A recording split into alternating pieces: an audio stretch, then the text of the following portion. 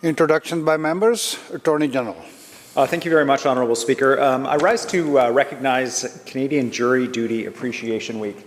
Members in this place will know the important role that juries play in many aspects of our justice system, the coroner's inquest process, as well as criminal trials and civil trials. And this is the week where we recognize that work that people do. They come in and they hear about important issues between individuals, and sometimes quite serious issues that need to be resolved. And first of all, I rise to express my appreciation to those who serve on jury duty, who get that notice in the mail and they respond and they provide that essential duty as citizens.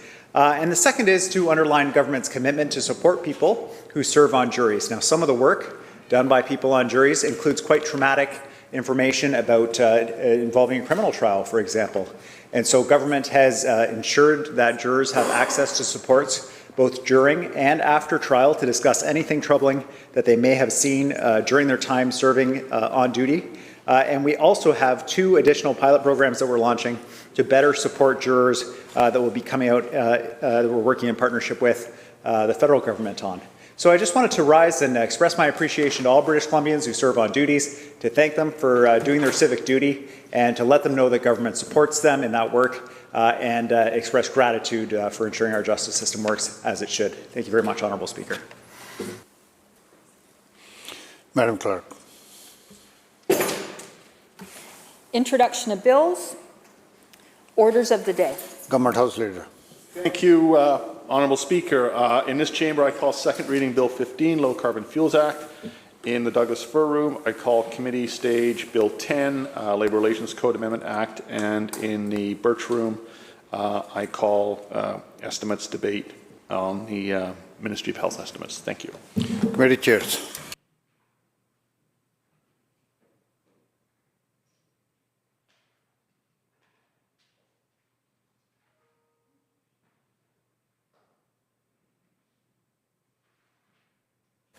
Recognizing the Minister, Energy. Thank you, Mr. Speaker. I move that Bill 15 be read a second time now.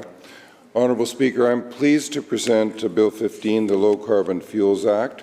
Bill 15 will replace the Greenhouse Gas Reduction, Renewable and Low Carbon Fuel Requirements Act. Mr. Speaker, the current energy crisis underlines just how important it is for us to reduce our dependence on fossil fuels and to transition to made-in-BC low-carbon options such as biofuels, hydrogen, and electricity. The Greenhouse Gas Reduction, Renewable and Low Carbon Fuel Requirements Act was first introduced by the previous government in 2008. That Act established the Low Carbon Fuel Standard, the LCFS, the regulatory framework which aimed to reduce the carbon intensity of fuels by, firstly, requiring fuel suppliers to supply a prescribed percentage of renewable fuels, and secondly, empowering the province to set regulations for specific carbon intensity targets to reduce the amount of carbon emitted per unit of energy in fuel. The Low Carbon Fuel Standard is now the single largest contributor to meeting our Clean BC targets, expected to account for 31%, or approximately one-third of all reductions in the Clean BC roadmap to 2030. To date, the Low Carbon Fuel Standard has reduced more than 12 million tonnes of global greenhouse gas emissions.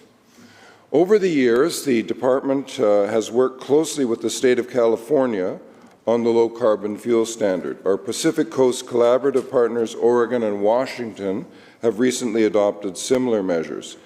To maximize our production of low-carbon energy and support the clean transformation of manufacturing and fuel production in British Columbia, we're building on approaches we know well and creating incentives for innovation. The new Low Carbon Fuels Act incorporates the learnings of the past 14 years to create a clearer and more robust structure that ensures that the Low Carbon Fuel Standard will be easier to administer and to enforce. The new Act does not substantially change the existing policy, but it does strengthen and modernize the structure of the Act itself. With this legislation, we're modernizing and expanding the low-carbon fuel standard to incorporate new fuel classes and to encourage broader participation, investment, and innovation in the production and use of low-carbon fuels. Stimulating the production and use of made-in-BC renewable and low-carbon fuels will generate jobs and economic opportunities for First Nations, businesses, innovators, and communities around the province, all while reducing greenhouse gas emissions. The proposed Act will deliver on Clean BC's roadmap to 2030 cleaner fuel commitments by expanding the scope to include more base fuels such as fossil-based aviation and marine fuels, enabling compliance units to be issued to persons who permanently sequester greenhouse gases captured directly from the air, allowing registered persons to trade credits whether or not they are a fuel supplier, requiring prescribed utilities that earn credits from the supply of electricity to invest a portion of the revenue from the sale of the credits into projects that increase the use of electricity in transportation. And finally, by supporting the development of production capacity for 1.3 billion litres of made-in-BC renewable fuels per year by 2030.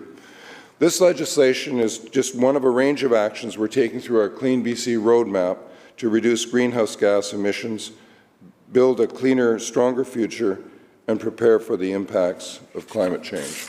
Thank you, Mr. Speaker. Thank you, Minister.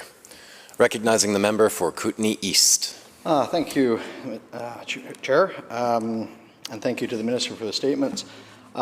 Gives me great pride to be the designated speaker for Bill 15, Low Carbon Fuel Act. This critic for energy and mines and low carbon innovation, along with my colleague from Skeena, who will be joining us fairly shortly. It is my responsibility to hold government to account in accordance with what the Minister has been mandated by the Premier, but also to industry, communities and people in British Columbia. This province, actually this world in fact, has seen some of history's largest environmental, technological and social transformations arguably over the last 20 years or so. There's been a strong signal that collectively as humans we need to be more responsible in how we live. As we all know, greenhouse gas emissions are altering our climate system in many ways, causing frequent weather events such as heat waves, fires and flooding. And we don't have to go too far back to see some of the climate disasters that we've seen in the last couple of years. Extreme flooding, fire, and we got to do everything we can as human beings to reduce our impact here in the planet. We have an ever-advancing technology sector that is bringing us alternate ways to keep us warm and to keep us cool, with less assistance of carbon-intensive fuels, less carbon-intensive ways to transfer ourselves and our supplies. This certainly has been a work in progress. Additionally, the cost for these alternative energy sources is becoming more and more affordable, and that is where the balance is, Mr. Speaker. After all the good heads come together, after industry develops better delivery models, the last question is always what is practical to use so that it's sustainable, and what is cost prohibitive and unsustainable to use. This is the real equation for everyday businesses and people of British Columbia. At a time when this province is seeing the highest gas prices, housing prices, and most people, Honourable Speaker, $200 away from making their next mortgage payment, good timing is critical when implementing strategies to what is outlined in Bill 15. BC continues to experience a deepening affordability crisis, and young people in our province are enduring some of the worst consequences. We have the highest gas prices in North America. This is well before the invasion of Ukraine, although that definitely has been adding to the pain at the pump that we're seeing right now. But the last tally I've seen was $2.23 a litre here in the Lower Mainland or on the island, and no relief in sight. We've got some of the highest rents in our country, and the housing prices are the highest we've ever seen. The younger people in our province are struggling to afford to buy a house and instead face incredibly high rental rates. Groceries are getting dramatically more expensive. Everybody can see that every day when they buy their goods at the local grocery store. People need to see the government taking real action on BC's affordability crisis, and this is the balance I'm trying to draw between Bill 15 and the real crisis, the other crisis that we have right here. We've got a climate emergency, as some refer to it, and we also have affordability crisis here in British Columbia.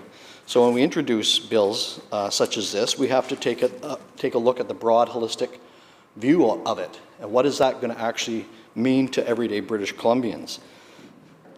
The bill was tabled yesterday by the Energy Minister, and its purpose was described as to, quote, modernize the low-carbon fuel standard to support Clean BC's fuel carbon intensity targets.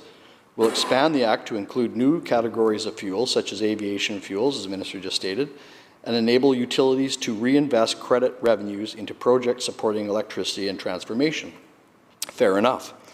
However, just prior to the tabling of the bill, the Minister stated, in referring to the BC Liberals Greenhouse Gas Reduction Act, I'm assuming that's what he was getting at, during an introduction said, quote, since being introduced over 10 years ago with little precedent to draw upon, BC's low-carbon fuel standard has been the single largest contributor to meeting our Clean BC targets, end quote.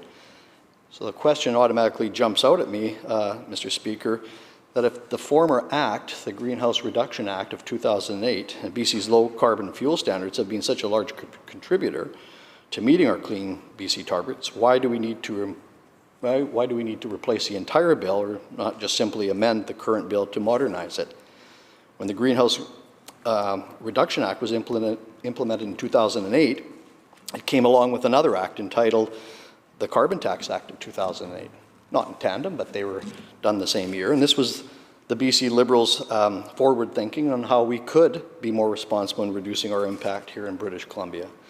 The Carbon Tax Act incorporated a pretty nifty way of dealing with the tax, and that was to make the tax revenue neutral, which was another way of saying that every penny collected from the tax was going to be kicked back and spread across all taxpayers of BC in the form of lowering personal and corporate income tax. At that time, I believe we had the lowest tax rate provincially in Canada for those making less than $120,000 a year. So this forward thinking was heralded across the globe, and it helped people afford the things they needed. In 2012, the carbon tax was halted at $30 a ton. When the NDP came into power, however, Mr. Speaker, they immediately removed the revenue neutrality of the carbon tax and took all that money that was going to BC taxpayers and put it in their own pocket as general revenue in order to spend the money they saw fit. With Bill 15, I hope we're not seeing a somewhat close cousin to that type of move and what happened with the carbon tax. The incentives, there's incentives created with carbon credits, and these incentives are based on the creation of an initiative fund that's going to be set up. That would be funded by selling compliance credits, which we will require clarification on why that fund was created and what that money is expected to be spent on. And I'm hoping it's not just merely going to be transferred in general revenues. I know there'll be a utilities, BC Hydro will be taking charge of that initiative fund in some way, shape, or form. And we're just wondering, and that's some of the questions we'll be asking committee stage on better clarification on how that initiative fund will be set up and all the moving parts and pieces that'll go along with it. The recently introduced Bill 15 repeals and replaces the previous legislation, as I said, and adjusts the formulas for compliance credits to potentially increase the carbon intensity, in turn making it perhaps more difficult to receive compliance credits. So it's this formula, it's a fairly complex formula that has been set up. There's been a new piece, I think it's the UIC component of the formula that has been brought in. And I'll see if I can find it.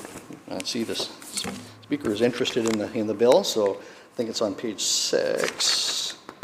No, sorry, it's on page 10. So it's section 13 of the bill, and it identifies several components of the formula that's used, and that's the TCI, the EER, the RCI, the UCI, and the EC.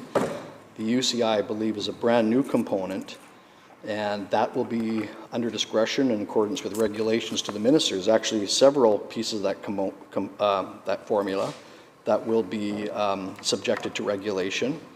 And so we're wondering how that regulation is going to impact the availability or the the way that companies or suppliers can address receiving credits. Will it make it more hard, or will it make it easier, and what that impact will have on the cost of the fuel that we'll be receiving at the retail level? Will that make it go up? I think the minister has made statements that it will. I believe the statement yesterday was a cent. We'll be asking more questions on how he derived at that calculation, because I think it's fair for British Columbians to understand what we're getting into when we adopt these. And we're not saying that these are bad initiatives or these are bad things that we don't want in the province. Of course, we want to take a leading role, and British Columbia has been doing that for quite some time. As I mentioned earlier, the carbon tax was one of those forward-thinking initiatives that the BC Liberals brought into play, and the government now has supported and has increased that tax, but we need to be responsible, but we need to do it in a sustainable way. And these are the questions we'll be asking in committee stage for sure. Let's see where I am next here. The bill gives the ministry the power in determining additional carbon intensity through regulation, but this is not all. But this does also require a definition of what is considered additional carbon intensity and how it is measured. So, getting back to the formula, how is that going to be measured, and what is the definition of considered additional carbon intensity? Replacing the Greenhouse Gas Reduction Act, the new legislation will have an updated scheme for incentivizing the supply of renewable and low-carbon fuels in British Columbia. Further, as the goal of this legislation is to reduce the greenhouse gases emitted, we would hope to be provided with material that will identify if the carbon intensity of base fuels will be changed dramatically. So in all these formulas, there's a base fuel and there's an alternate fuel. And we want to know the base fuel, the fossil fuel, how that will be identified and how will that intensity of that base fuel be changed through this bill. Additionally, as the process of lowering the carbon emissions is so expensive due to the cost of the refining process, how will this impact the already high cost of gas for transportation? So some of these renewable fuels and some of these low-intense carbon fuels have a high refining process, and it costs perhaps in some cases 3 to 4 times more than what fossil fuels will have. So we're wondering how that's going to parlay itself to the taxpayer of British Columbia and what we will see at the pump. I dare say we can't stand to see much more increases at the gas stations than we already have, and so these will be some of the questions we will have during committee stage. Should we expect the cost to rise further as more money is being spent on building the facilities to create more planet-friendly fuel sources? Yesterday it was announced that Parkland Refinery has a project to expand their facilities to incorporate low-carbon fuels at a cost of about $600 million. I believe the BC part of it is about 40% of that, so about $250 million will be somehow funded through the provincial government through tax credits, I believe. I think the building of this refinery will garner Parkland about a million credits, and how that all works as far as the funding that the BC government will be doing to assist in this project. Now, in some measures, it's great to have that self-reliance of fuel here in British Columbia, not relying on Louisiana or Singapore or all these other places that supply renewables, but it comes at a cost once again. So we're wondering how all that kind of stuff is going to work for British Columbians. Additionally, as the process of lowering the carbon emissions is so expensive due to the cost of the refining process, as I said, how will this impact the already high cost of gasoline? Should we expect the cost to rise further as more money is being spent on building the facility to create more planet-friendly fuel sources? Said that already, but it's an important thing to note because, once again, $2.22 at the gas pump is a little high. As costs continue to soar for so many British Columbians, is this going to cause greater stress? That's another thing to consider. So during committee stage, we'll probably be asking the questions, the obvious questions. What type of outreach did the government do to bring this bill forward? Were all these extra pieces considered when we talk about just not only moving forward with low carbon fuel emissions, but also the impact it has on everyday BCers. So as you can see, it raises many questions. There's many clauses in the Act. It's a pretty technical bill. And so there'll be a lot of dry conversations, I'm sure, during committee stage, but it's really important to wade through this technical piece of legislation to finally come out with an outcome that, that people can understand.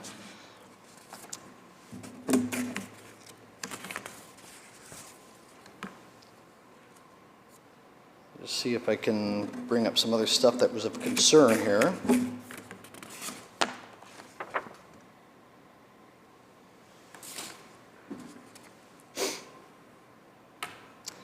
I think one of the things that needs to be mentioned is the fact that when we get lots of people in a room together, we get a lot of good people thinking, whether it's industry, whether it's government, stakeholders, the whole crew, we can have the greatest programs in the world come out of that.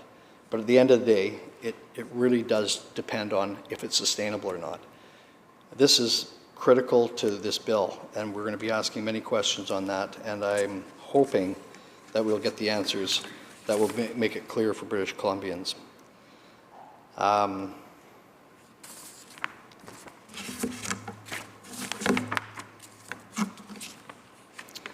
So Clause 1, going through this bill now, and some of the things that we'll be asking clarification on is some of the definitions in the bill. The categorization of fuel types and alternatives to base fuels will be something we'll be asking. Subject to regulations, a fuel is part of a base fuel if it is to be used as a component of a base fuel. So there's some clarification to be needed in some of the wording for sure.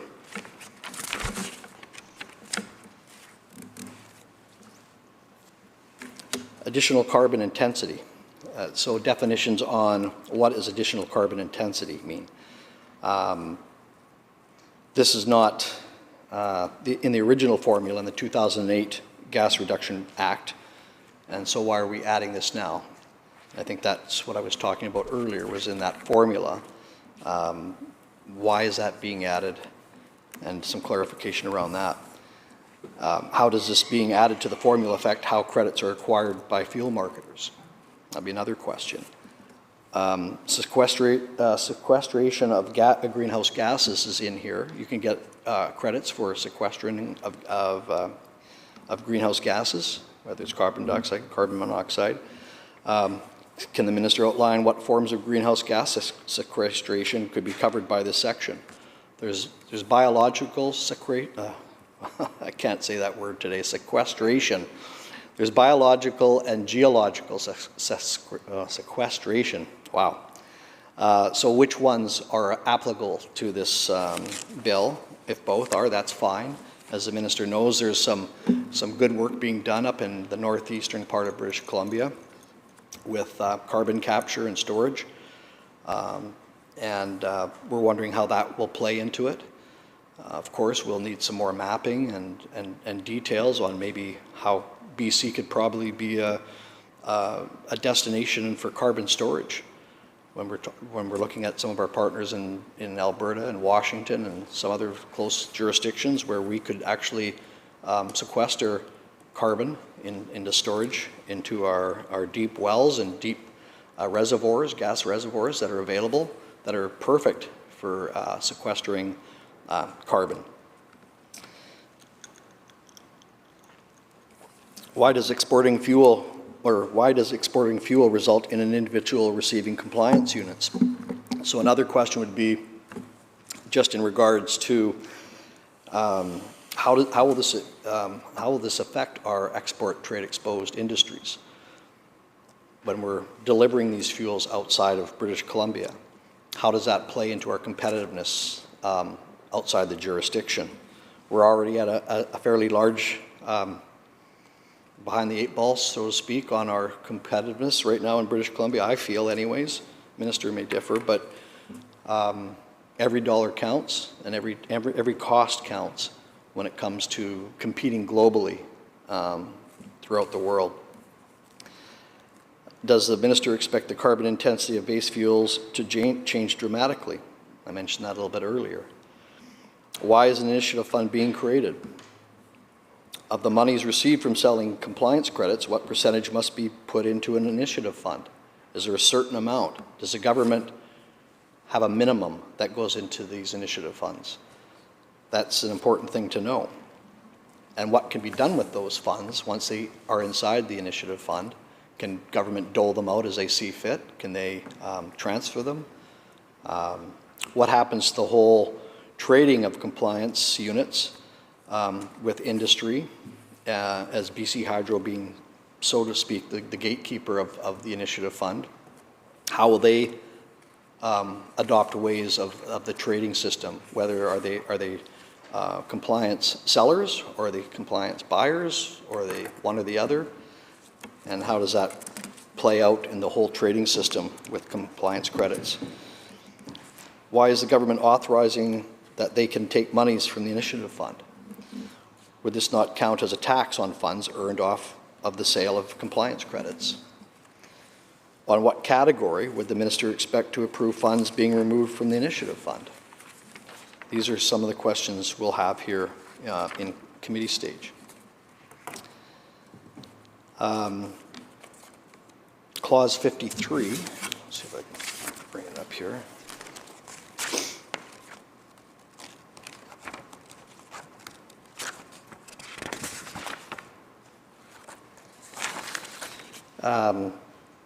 Clause 53 is regulations in relation to responsibility and fuel requirements. Has the minister written, seen any drafts, or reviewed any ideas on what these regulations, that's 57. 57 regulations of the minister. So, yeah, has the minister written, seen any drafts, or reviewed any ideas on what these regulations that section 57 would authorize? Clause 54, that's regulations in relation to the public and local utilities. Has the minister written, seen any drafts, or reviewed any ideas on what these regulations that section 57 would authorize? Clause 55 has something similar and a similar question. Clause 56 is the same thing. So there's a lot of questions that will have to be answered here in committee stage, and we'll look forward to doing that. When we look at the breakdown of fuel costs across the province, we see them as we're one of the highest taxed jurisdictions in North America, resulting in the highest gas prices in North America. On the average liter of gas, I believe TransLink has a levy of about 18.5 cents per liter. Carbon tax is about 11 or 12 cents, I believe, on that. Federal excise tax is about 10 cents. GST, I guess it depends on how much the gas goes up, but it's about 10 cents right now. Provincial excise is about 9 cents. That's about 57, 58 cents a liter right there. And then the fuel standard regulation is about 17 cents per liter. And that was what I was getting at a little bit earlier, is when the minister was asked yesterday how this will affect the fuel standard regulation on the tax on a liter of gas. I believe the minister said it was going to be about a cent. It was going to go up. But I find that hard to believe, and so we'll have to get some better clarification on that tomorrow. Overall, once again, this is a pretty complex and technical bill, and it's going to take a lot of time to wade through all of this. But I think, as I said earlier, in the grand scheme of things, it's okay. It's good. Good forward thinking never hurts. I believe the BC Liberals were somewhat roughed up a little bit when they brought in the carbon tax back in 2008. It was a bold move, but it was ahead of the curve at the time. We got ahead of the federal government, and we took matters into our own hands, and we were able to pour that money back into British Columbians in a form of revenue neutrality. So it was a bold one, and I think there was some kind of world conference somewhere that heralded and BC got some kind of award for that carbon tax and the way they drew it up. And once again, that was squashed pretty quickly when the NDP came in. And we're hoping with Bill 15, we don't see money and credits getting transferred across into government coffers to be spent on how they see fit. I hate to see history replay itself once again, but I commend the work of Parkland in what they're doing. And I'm not too sure if my colleague from Skeena is going to be joining me here soon, or if we have another speaker coming up. But I would just like to say that we're just super interested in what the minister has to say about some of the stuff that this bill represents.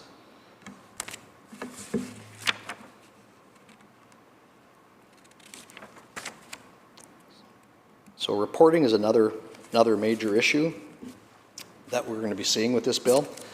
There's a long supply chain when fuel is processed, refined, delivered once, not twice, but 3 times to different suppliers. So for example, we could get a supply of renewable fuels from Louisiana. They get trucked up on a train, they cross, they come into Alberta, and we get further processed there. From there, it comes across the line through into BC to different suppliers. They pass that gas off to other truckers or other supply outlets, finally getting to the retail. And so what has to happen is the reporting of these fuels have to be of a certain carbon intensity to get credits. And so the person that's responsible for that fuel is a person that basically takes that fuel off the last supplier's hands. So you have to hope that the reporting from the source is accurate. And so when we have fuel sources coming in from not only out of province, but out of country, not only out of North America, but out of in other countries such as Singapore, you can see how the dependence on proper reporting from the source is critical. Because if the reporting comes back fraudulent or not accurate, whoever picks up that fuel is going to have to pay either a debit or a credit on compliance units. Now, if you get a false report from Singapore or from Louisiana or from some other jurisdiction saying the fuel meets this criteria, and you take that responsibility as the purchaser, you are now responsible for that fuel. And if it's deemed that it's anything else other than what was reported, originally reported, then you have to pay the default, which is the raw cost of a base fuel, which is a high cost. And when in briefing we talked about this, it's kind of buyer beware, caveat emptor, or whatever the Latin phrase is, for the buyer to make sure that those records are accurate. Because if not, then they will be paying the default price for that fuel. This would obviously increase the cost dramatically across the board.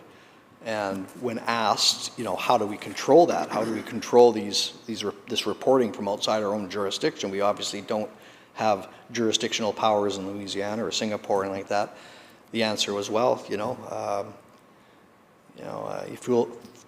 fool me once, shame on me. Fool me twice, shame on you, or whatever that is. But basically, it's something like that, isn't it? Fool me once, shame on you. Fool me twice, shame on me. That's what it is. There we go. Yeah. But that's basically how it'll have to work. So if this fuel comes in that is not accurate in its description, then we'll just not buy from them anymore. But that doesn't help the suppliers that get caught with this fraudulent reporting.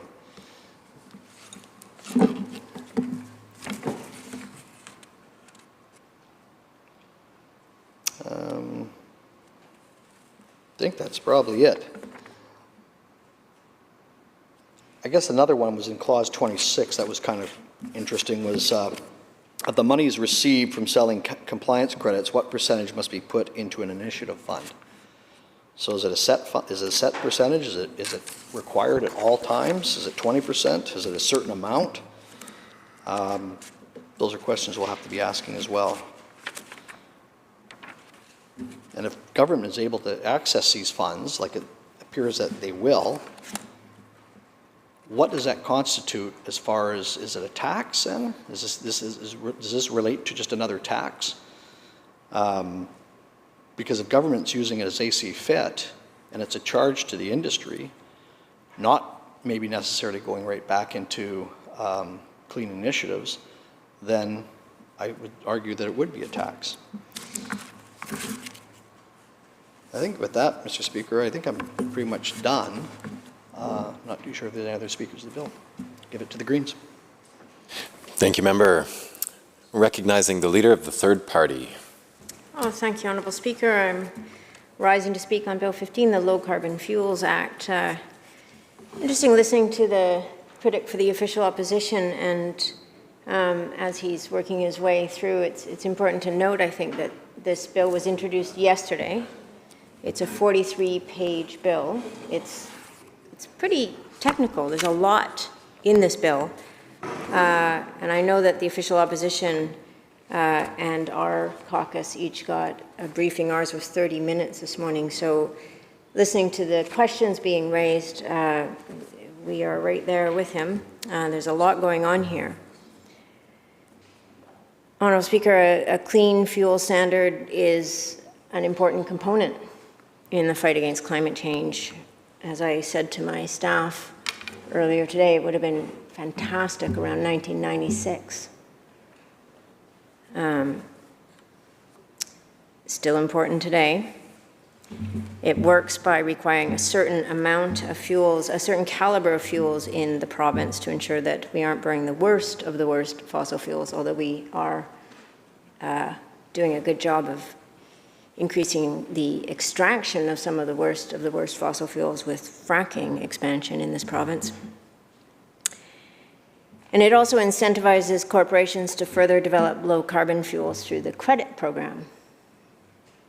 And that's one of the interesting things about this, is that we are relying very much in the notion that the conditions that got us here, brought us here, are somehow going to be the same conditions and same tools that address this crisis that we're in, this climate emergency, that we are going to somehow be led out of it by the actions of fossil fuel companies improving their actions without recognizing that those companies, of course, have a pretty significant motivation around profit. And just last year, the big oil and gas companies brought in nearly $174 billion in profit. It looks like this year is going to be even better. And so what's fascinating is that we keep finding ways in this province to enable them to be a little bit better in their actions by giving them public funds, subsidizing, ultimately. And what we don't seem to be doing with anywhere near as much consistency and urgency is recognizing that we need to transition very quickly our economy, how we move around. Imagine, Honourable Speaker, $500 million into improving our public transportation network in this province, particularly for underserved rural areas where people have little to no choice about how they're going to get around because there's such a limited access to affordable, reliable, and accessible transportation. If we were doing that in combination with looking at clean fuel standards, if we were ensuring that our housing and our building codes were really operating in a way that significantly and very quickly reduce the amount of energy that has to be used in our buildings, if we were treating this emergency like an actual emergency, then this wouldn't be the first real piece of legislation that we've seen from this majority government since 2020 on climate action. So this legislation in front of us updates the 2008 iteration of this act, making allowances for different types of fuels, such as biofuels, to be developed and brought under the program. It's not a bad thing. It's another tool in the toolbox, Honourable Speaker. But as you can probably detect, I'm exhausted by the very small tools that seem to be going into the toolbox at a time when we need every tool, and they need to be the biggest tools. And I point to right now what is unfolding in India, which just had the hottest month, the hottest April in 122 years, since records have been kept. Temperatures in the 40s regularly, over 45, and now May, temperatures into the 50s. And the cost of that in human suffering, the cost of that in agriculture and food production, the cost of that in every way that we can imagine is unimaginable. And yet, that's what people are living through right now.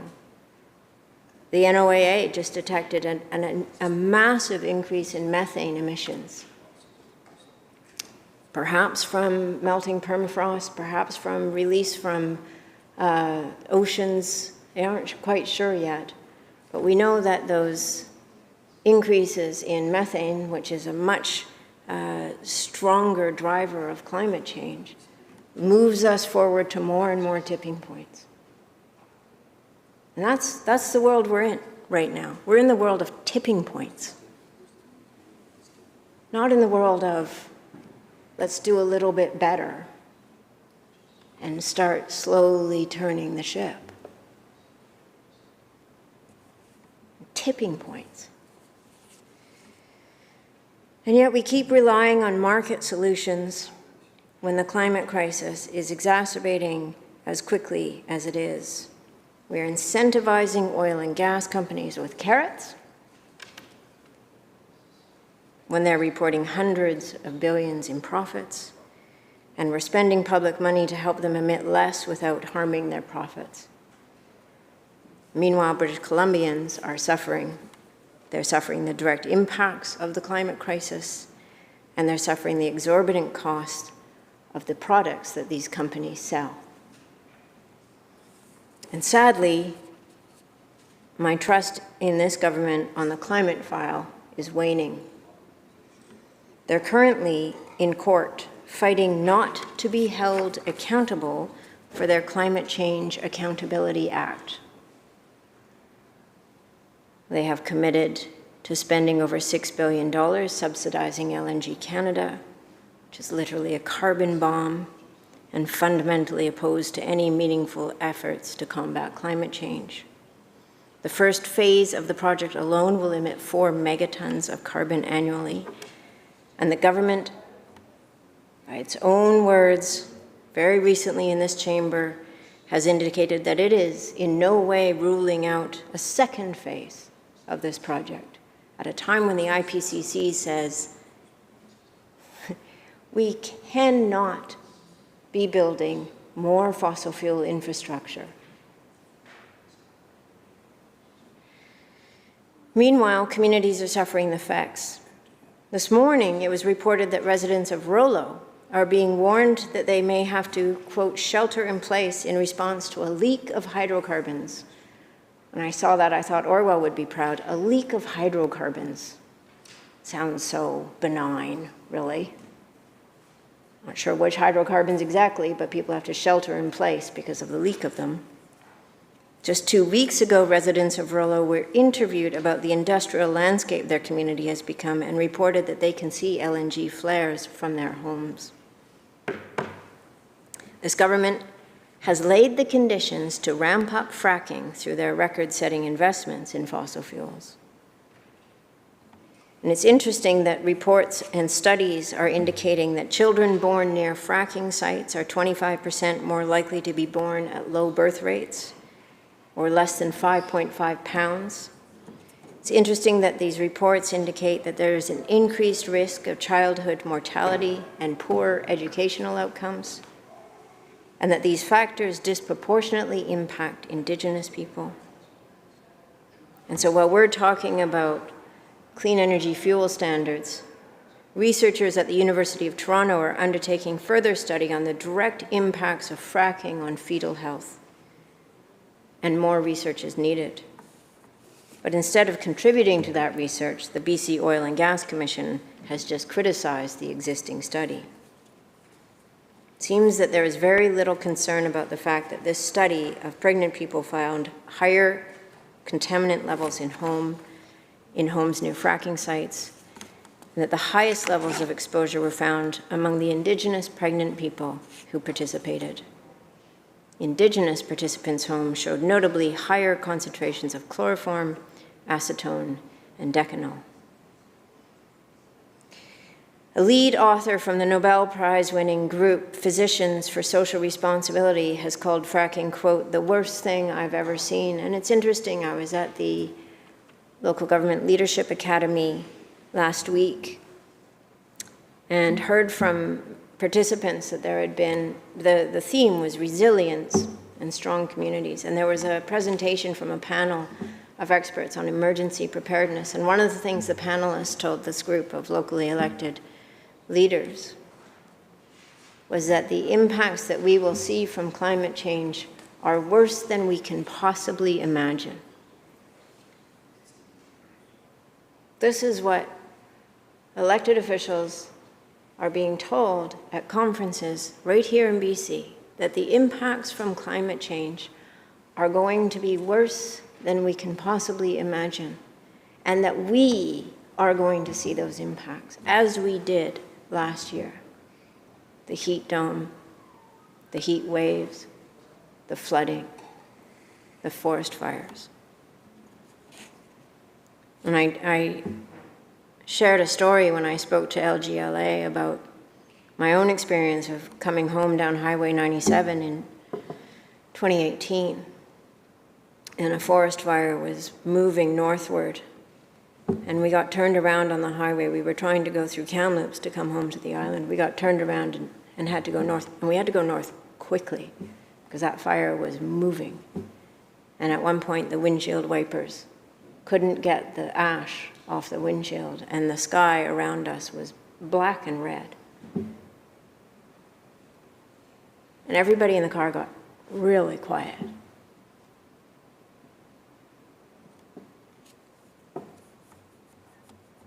That was worse than I could imagine. And I know people in British Columbia have been through a lot worse than that.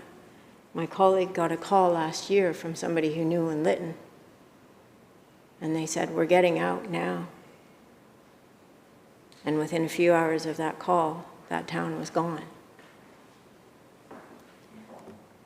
I don't know how it is that those of us in these rooms cannot seem to understand the time that we're in. I can't understand how we think that incrementalism is going to be sufficient at this point, because it's not.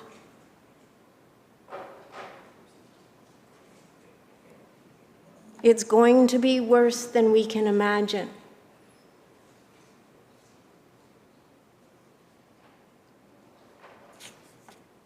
It's not alarmism. It's the reality that we are in right now, and as elected representatives, what responsibility do we have to respond to that?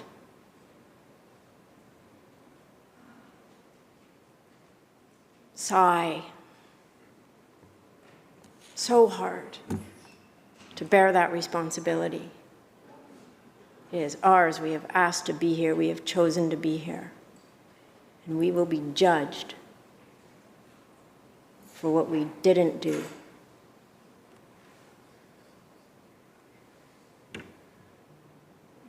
This legislation, as is becoming increasingly the norm, leaves out a lot to regulation. which means government can make changes without public oversight. There's no clarity about exactly what is going to be the implications of this legislation. And they indicated that this is to promote efficiency and to reduce red tape.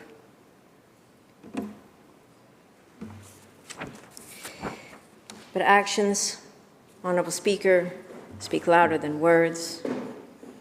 And actions show that while we can update the regulations and expectations around somewhat lower carbon fossil fuels, we have not really yet come to terms with the reality that we're in. And it's not terribly surprising that this is what happens.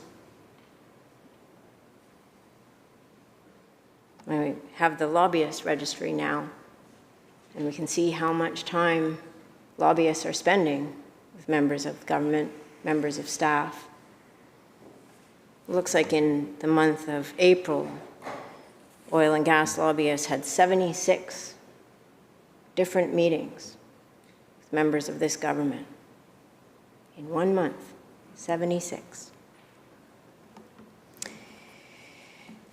So, Honorable Speaker,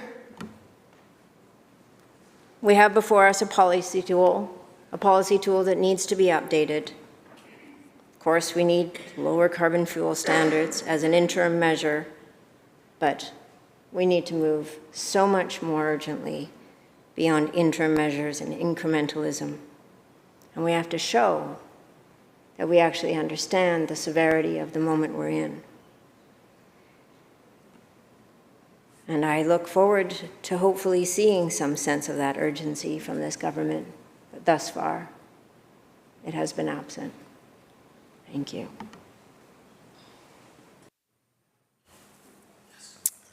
Nope. If you want to speak, please get to your seat. Member for Skeena. Thank you, Honorable Chair, and made it just in time. So we're talking about Bill 15, 2022, the Low Carbon Fuels Act. And its predecessor was actually introduced in 2008 under the BC Liberals. And it kind of highlights two different parallel tracks that the government has actually developed both at the same time. How to deal with environmental standards in BC, mainly through the Environmental Assessment Act and regulations, but also trying to formalize a deeper relationship with First Nations. And when you're dealing with First Nations, especially when you're dealing with projects that impact the land, there's no separating the environmental impact from Aboriginal rights and title. They're both one and the same. So it made sense back then to combine the two, whether they're incorporated into one process or in parallel processes, whether you're talking about the BC Environmental Assessment Act, for example, or the Canadian Environmental Assessment Act. Either way, in terms of a project, say like LNG Canada or Chevron, or some of the forestry agreements that were signed by First Nations back in 2006, or some of the many mining agreements that were signed starting in 2004, it was all part of the same discussion. How do we address rights and title? How do we address the economic component of rights and title? But at the same time, one of the main interests of First Nations was how do we reduce the impact, the existing impact of environmental issues on our lands, as well as how do we reduce the impact of proposed projects on our lands. And that process started back in 2004. And back then, you know, it was mostly done in relation to the Haida court case that had come out on the government's duty to consult and accommodate. And back in 2004, when the court case came out, nobody really knew or understood how to implement the principles of the Haida court case. And at the times when we were trying to co-develop it between government and First Nations and industry, it was quite painful because there were so many interests at play. There was the interest of the First Nation that wanted to engage and be involved in the economy, but they also didn't want to water down any environmental standards. The Crown was just trying to do its duty in terms of looking after the provincial interest as well as the natural interest. So it was quite a remarkable time in BC's history, quite the transition. But over the years, in all my participation in permitting process and environmental assessment processes, I always saw the push to always do better. Always try find the gaps in terms of the regulations or some of the environmental issues that might not get covered under the BC environmental assessment process or the Canadian environmental process. In reality... Sorry, member, could the member help the chair understand the connection to Bill 15, the Low Carbon Fuels Act? Yes, Chair. Thank you. I'm sorry. And where I'm getting at is First Nations are actually the ones leading the environmental charge in a new day and age, especially when we're talking about Bill 15, the Low Carbon Fuels Act. It's been an evolving process, and it's hard to describe. But as First Nations became more aware of the issues in terms of the economics, in terms of the emissions, in terms of environmental assessments, in terms of permitting, they understood they had to evolve as well. They had to develop the capacity. They had to develop the expertise. And at the end of the day, no matter who you talk to in BC, no matter who you talk to in this House, we're all looking to lessen the environmental impact. And in this case here, we're talking about emissions, low carbon in our fuels, to be exact. And because this has a history, the Low Carbon Fuels Act, it has a history dating back to 2008, when we saw the first version of this come out. And it's going to be amended before this session ends, I believe. And it's quite the act. It's 42 pages long. And we're talking about renewable fuels. That's what we're talking about. We're not really talking about diesel or gasoline in its current form that we see today at the pumps. We're talking about renewable fuels. This is my understanding coming out of the briefing that we had today at 10:30 this morning. But in relation to this, this is a really complicated topic to understand. And the roots of this go way back. It goes back way before 2008. But in today's context, we do have innovation in BC. We're always trying to do better. And usually it's industry and the private sector that are leading that charge in terms of innovation. And I'll give you an example, one that plays directly into Bill 15. We're talking about a company called Nation Clean Energy in partnership with Rocky Mountain GTL Inc. And what they proposed is basically renewable fuel for today's private sector, whether we're talking about airports, whether we're talking about the marine industry, for example, really large emitters of pollution and carbon. And they've come up with this, this concept that's actually that has been built in Alberta already. Now, apart from the political branding I've been given on social media in terms of a skeptic, I'm a skeptic of everything. I make sure I question everything. I like to think of it as critical thinking. It doesn't matter if you're talking about LNG, oil, you're talking about clean energy. I want to know everything about it and whether or not it can be produced in a realistic and practical form, especially when we're talking about affordability, especially when we're talking about energy security, energy dependence.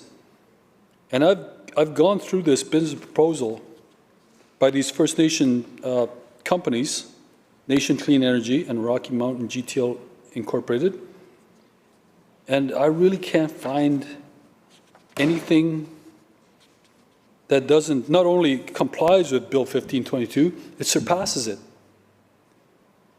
In fact, if anything, I think this patented clean energy plant that's being proposed right now actually shows some flaws in Bill 15, in Low Carbon Fuels Act, because we're really talking about a synthetic fuel. And I've tried to question how valid this is in terms of what we're talking about in terms of a lower carbon future. But what their project is proposing, and what they're actually doing right now, is they're capturing carbon and producing hydrogen without carbon emissions. It produces low to zero carbon, biodegradable, synthetic, and renewable fuels with a zero emissions plant. Now, I know sometimes when we talk about zero emissions, we're talking about technicalities, we're talking about formulas, maybe we're talking about some trading of carbon credits. In this case here, that's not what they're talking about. In fact, if anything, they've actually partnered up with Musqueam. And Musqueam, the Director of Business Development, Jay Mearns, was in this legislature today talking with members of government, from what I understand. They came and gave it, I know the counterpart up in Prince Rupert, his name is Chris Sankey. He used to be a counselor for Lac Williams and went into the private sector. And he's all over the place in terms of the energy sector. And they're typical of what First Nations are starting to evolve into. They're looking for clean energy solutions in response not only to what BC is considering, but also what Canada's considering, as well as the world. And when we're talking about how this concept could show flaws in Bill 15, they're really talking about their form of clean fuel, which is a synthetic fuel, versus conventional diesel, for example. And their clean form of fuel, which will not harm the environment, will not harm living beings, will actually get excluded by Bill 15. And yet it displaces so much of the issues that we're actually talking about here today. When we're talking about emissions and pollution and carbon. So this is brand new in Alberta, so I can see how Bill 15 could exclude this new opportunity. It's too new. But people like Jay Mearns from Musqueam, the Director of Business Development, and Chris Sankey, who owns Blackfish Incorporated, have actually been promoting this all across BC and Canada. And they are getting good feedback. But unfortunately, they're not getting that extra push over the finish line that they need to incorporate this into today's economy. In terms of what the Musqueam are thinking, they're pretty disappointed that an example of what can be done in terms of what Bill 15 is proposing, the Low Carbon Fuels Act, in terms of Parkland, the agreement with Parkland, Musqueam is pretty disappointed they weren't included. And talking with Jay Mearns from Musqueam, I hadn't realized this myself, even though I've actually experienced this in Kitimat Village myself. The way he explained it to me was it was an insult, because ever since they got displaced off the lands that now became YVR Airport, they've been breathing in the diesel exhaust fumes and all the other fuels that get burned at YV Airport, and it has affected their health, it has affected their land, and it has affected the Fraser River. And there's nothing been done, not only to remediate that impact on the land and the air and the water, but also nothing been done to include the Musqueam in what's happening in their territory around them, including YVR as well as a Parkland agreement, the Parkland Refinery agreement that was just announced a couple of days ago. So they are disappointed, but they're not discouraged. They still want to see a solution, even in light of a Low Carbon Fuels Act omitting their project proposal in terms of producing a clean fuel. And it's proven technology. It's not theory. And it should fit perfectly within Bill 15, 2022.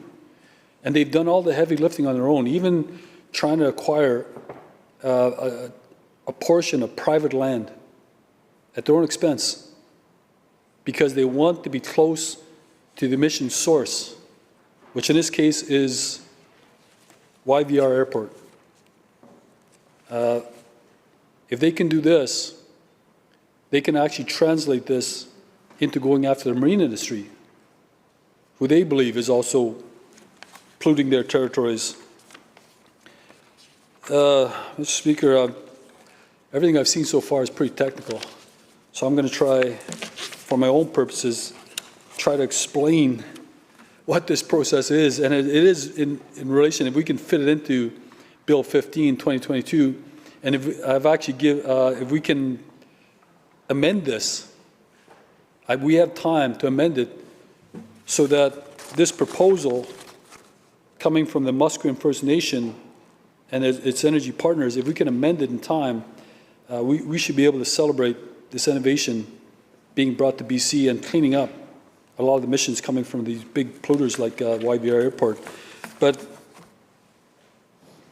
the person that explained this to me, there's two people, technical side, Dale Tsuruda, the founder of Nation Group of Companies, and Dennis Wilson, the executive director, Nation Group of Companies, explained in political terms to me, which means simplified, said that basically you can take a fuel product, whether you're talking about biofuel, whether you're talking about natural gas, whether you're talking about a fossil fuel, and you could put it through this plant, through their process.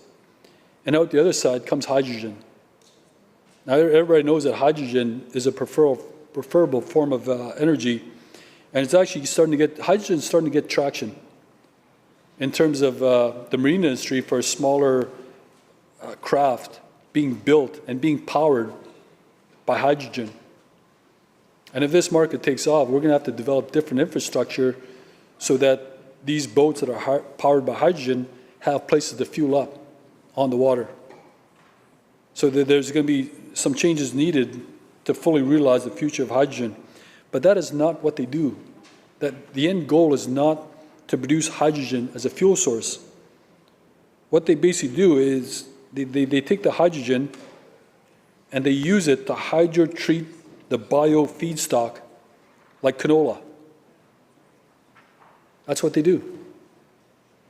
And really, when we're talking about it, they understand carbon intensity and the drive to reduce carbon intensity in all our fuels. But they need the government support, provincially specifically. They saw the incentive that was provided to Parkland Refinery, and they're questioning why they do not get the same type of agreement. Because apart from them being excluded, even though their fuel source is actually a lot cleaner than what's being proposed in different sectors, they still want to be a part of this. And they can have dramatic impact.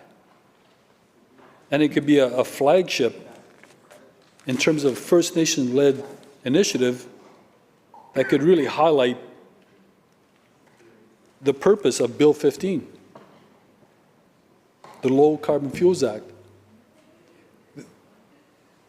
I understand the intention of Bill 15 in terms of carbon intensity and renewable fuels. I understand that. But we can address a number of different things at the same time if we consider the clean energy plant proposed by the Musqueam and its energy partners. We can address a long history of exclusion of the Musqueam people in their own territory, and while cleaning up the emissions from YVR Airport, we can address economic reconciliation for the Musqueam people themselves.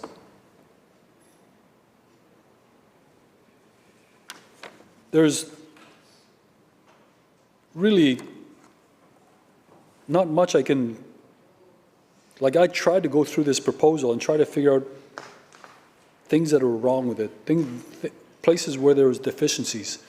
In my mind, when I look at this, and knowing there's a working model in Alberta, I can't find any deficiencies. They're basically producing biodegradable and non-toxic fuels. They're actually developing drop-in synthetic and renewable fuels that are compatible with diesel and jet engines. So in reality, we're also talking about jet fuel. We're talking about enhanced blue hydrogen production and captures carbon. There's no carbon emissions coming from this plant. It captures carbon in the production of hydrogen, and hydrogen is used as is or is used to hydrotreat biofeedstock, creating ultra-low to zero-carbon renewable fuel. And in reading Bill 1522, I thought overall that's what the purpose is. I know we're talking specifically about renewable fuels, but I think ultimately the goal when we're developing legislation to reduce emissions, we're actually talking about these kinds of projects that are actually being promoted by the Musqueam First Nation. They actually produce ultra-low to zero-carbon fuels. They produce zero sulfur and are clean burning. They will improve air sheds with zero to ultra-low SOx and NOx. We did a lot of this conversation in Kitimat, SOx and NOx. You can get buried in those conversations. But at the end of the day, we're really talking about emissions. That's what we're talking about. There's commercial advantages to this fuel as well. It increases lubricity. I didn't even know that was a word. Increased lubricants for reduced engine wear. And so when we're talking about that in terms of the marine industry or the aeronautical industry or any industry that uses mechanical equipment, we all know what lubricants mean and how important it is. It's even important in our cars and our trucks and our personal vehicles. And what's amazing about this, the production cost is efficient and competitive, mainly because it's a patented process.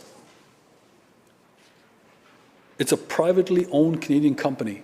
Now understand, Bill 15/2022 is proposing to have at-home production of fuels, as opposed to, say, shipping in something from the East Coast of the United States or Thailand, for that matter.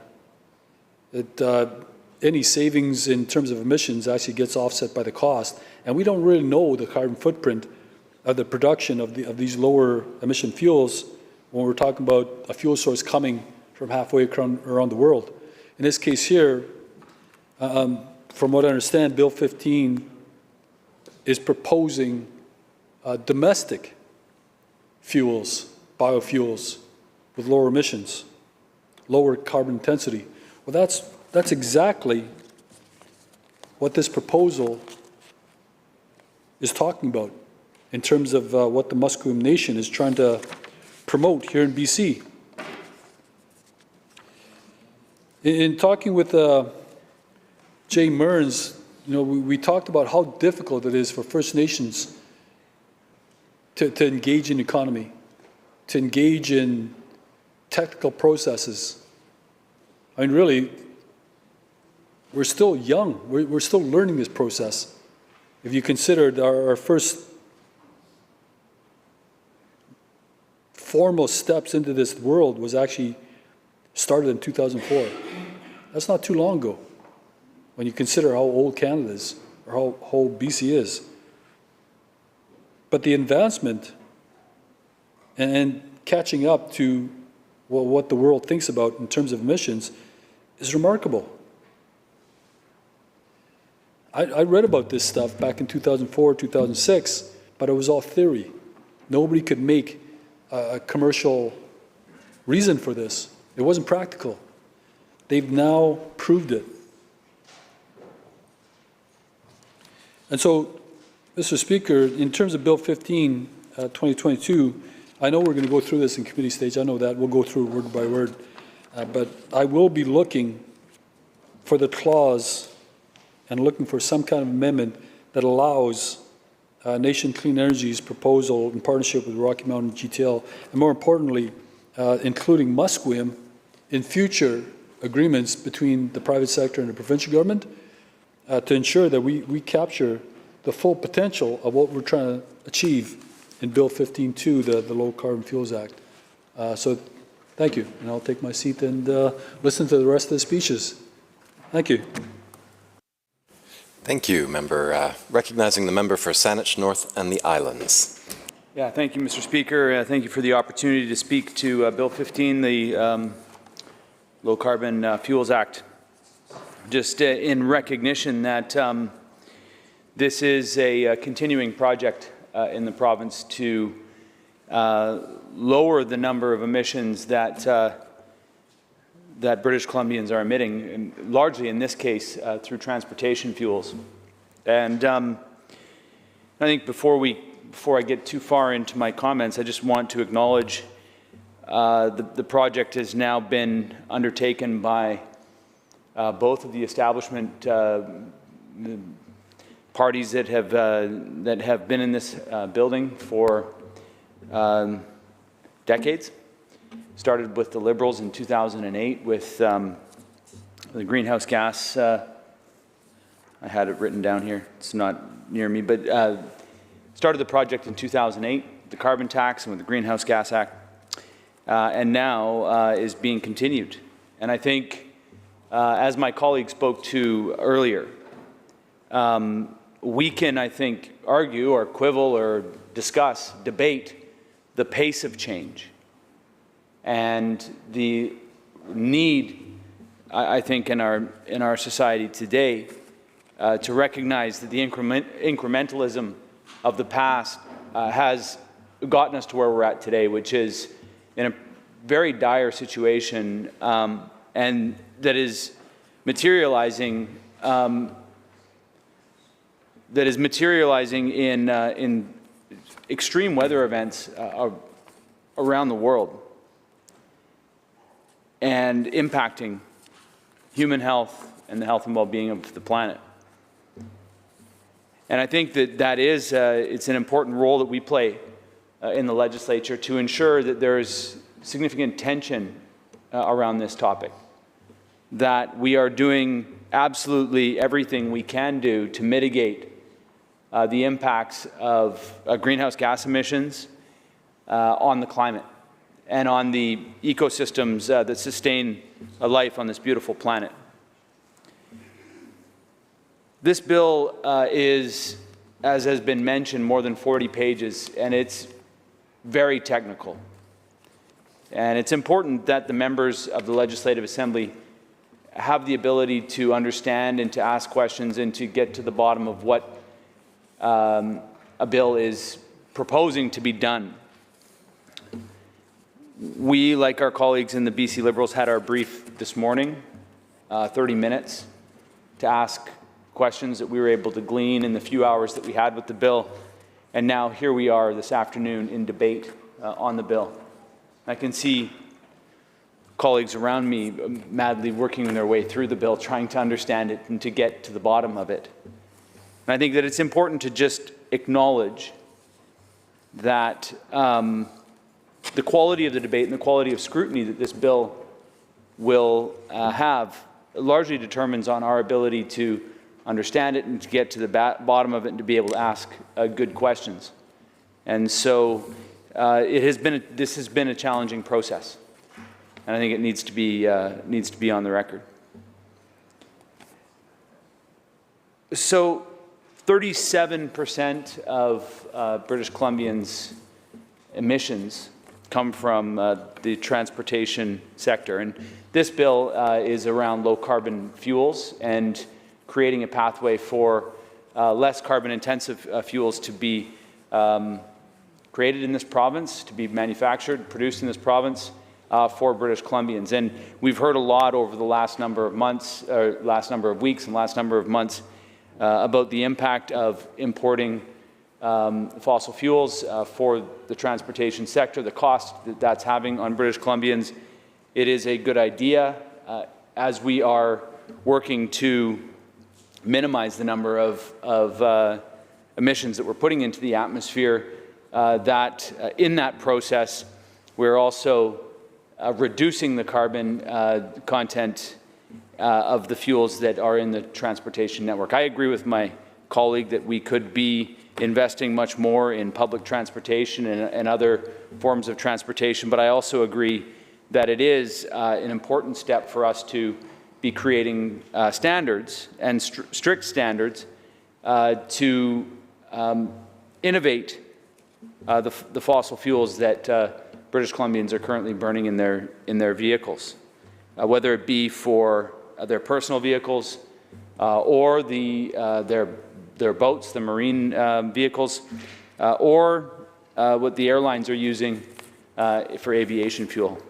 So while I believe that we need to be working much,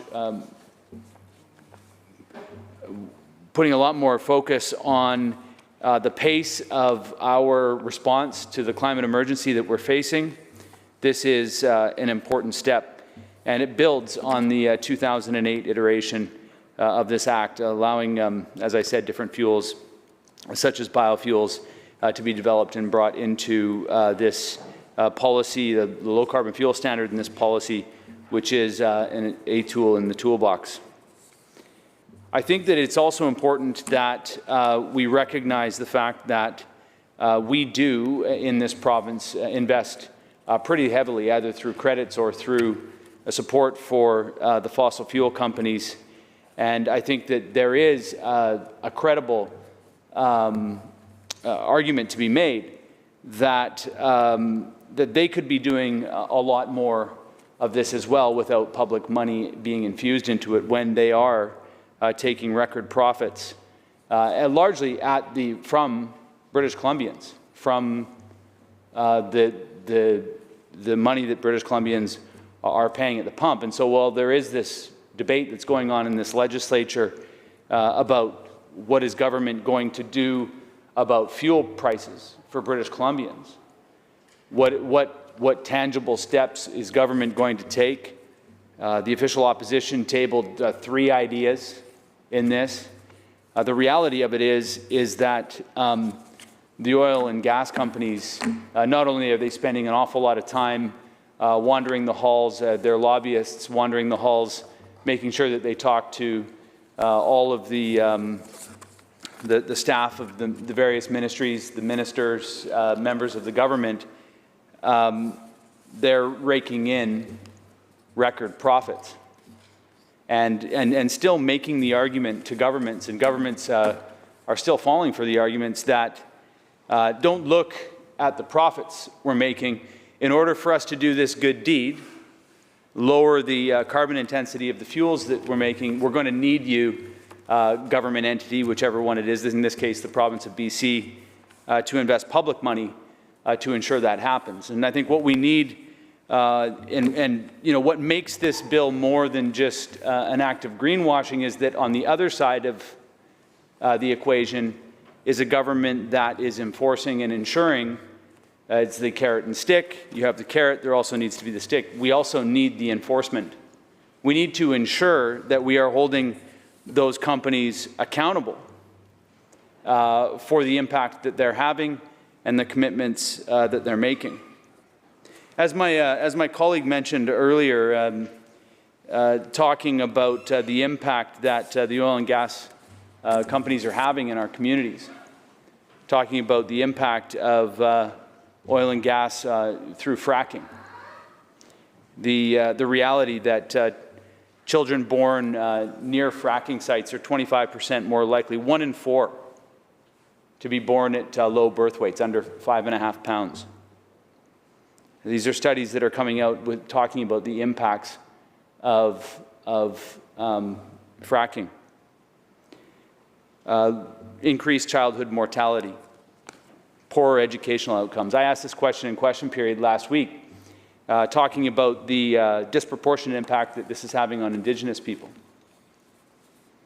The response was that the Blueberry River court case found in favor of the Blueberry River Nation, and so now the provincial government is seized with taking action on it. And I would just say that my hope is that it doesn't take court cases for there to be concern about the impacts that fracking is having on people in our communities. That it doesn't take government to be embarrassed in the courts for this to be a concern. But while we are really stretching Clean BC, of which the low carbon fuel standard is an important part of achieving the targets within Clean BC, while we're really stretching that, and we see wood fiber now going to be adding to their emissions, the LNG Canada partnership openly talking about bringing on trains 3 and 4, which are completely not accounted for within Clean BC. When we asked members of the government about that, they said, it's not likely to happen, don't worry about it. It's always been on the plan. Just brushed aside, don't worry about it. All too happy to be seen getting the final investment decision, bending over backwards, going miles, kilometers further down the road than the BC Liberals were prepared to in securing a final investment decision on LNG. We heard that debate in Bill 10.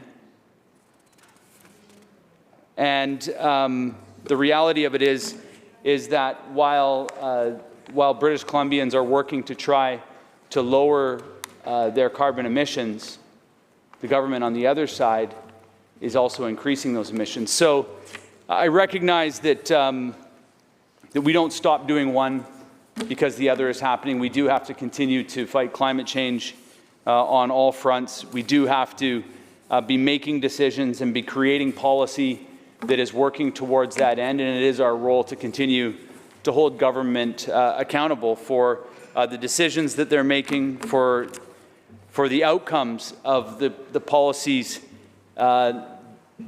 decisions that are being made. We've spent the last few months in this spring session talking about the stressed, challenged, overworked, overburdened, exhausted public health care system. The Minister of Health raised today in question period the challenging reality of public health care workers in Kamloops, talking about British Columbians who are having to pack up anything that they can get their hands on as the fires near their homes. And if it's not fires, the floodwaters rising around their homes. Literally an entire town, Madam Speaker, displaced for months and months and months on end. Talking about the impact that has had on the public health workers in at the hospital in Kamloops. The reality is that if we are not taking our responsibilities to climate action seriously, if we're not doing everything we can to limit emissions, to be honest about the impact of the policy decisions that are being made, we're going to see more and more negative impacts on our public health care system. One that the minister himself has repeatedly admitted is vulnerable and is at a state of fragility that generations of British Columbians have never witnessed. We've never seen it like this. And if we're going to continue to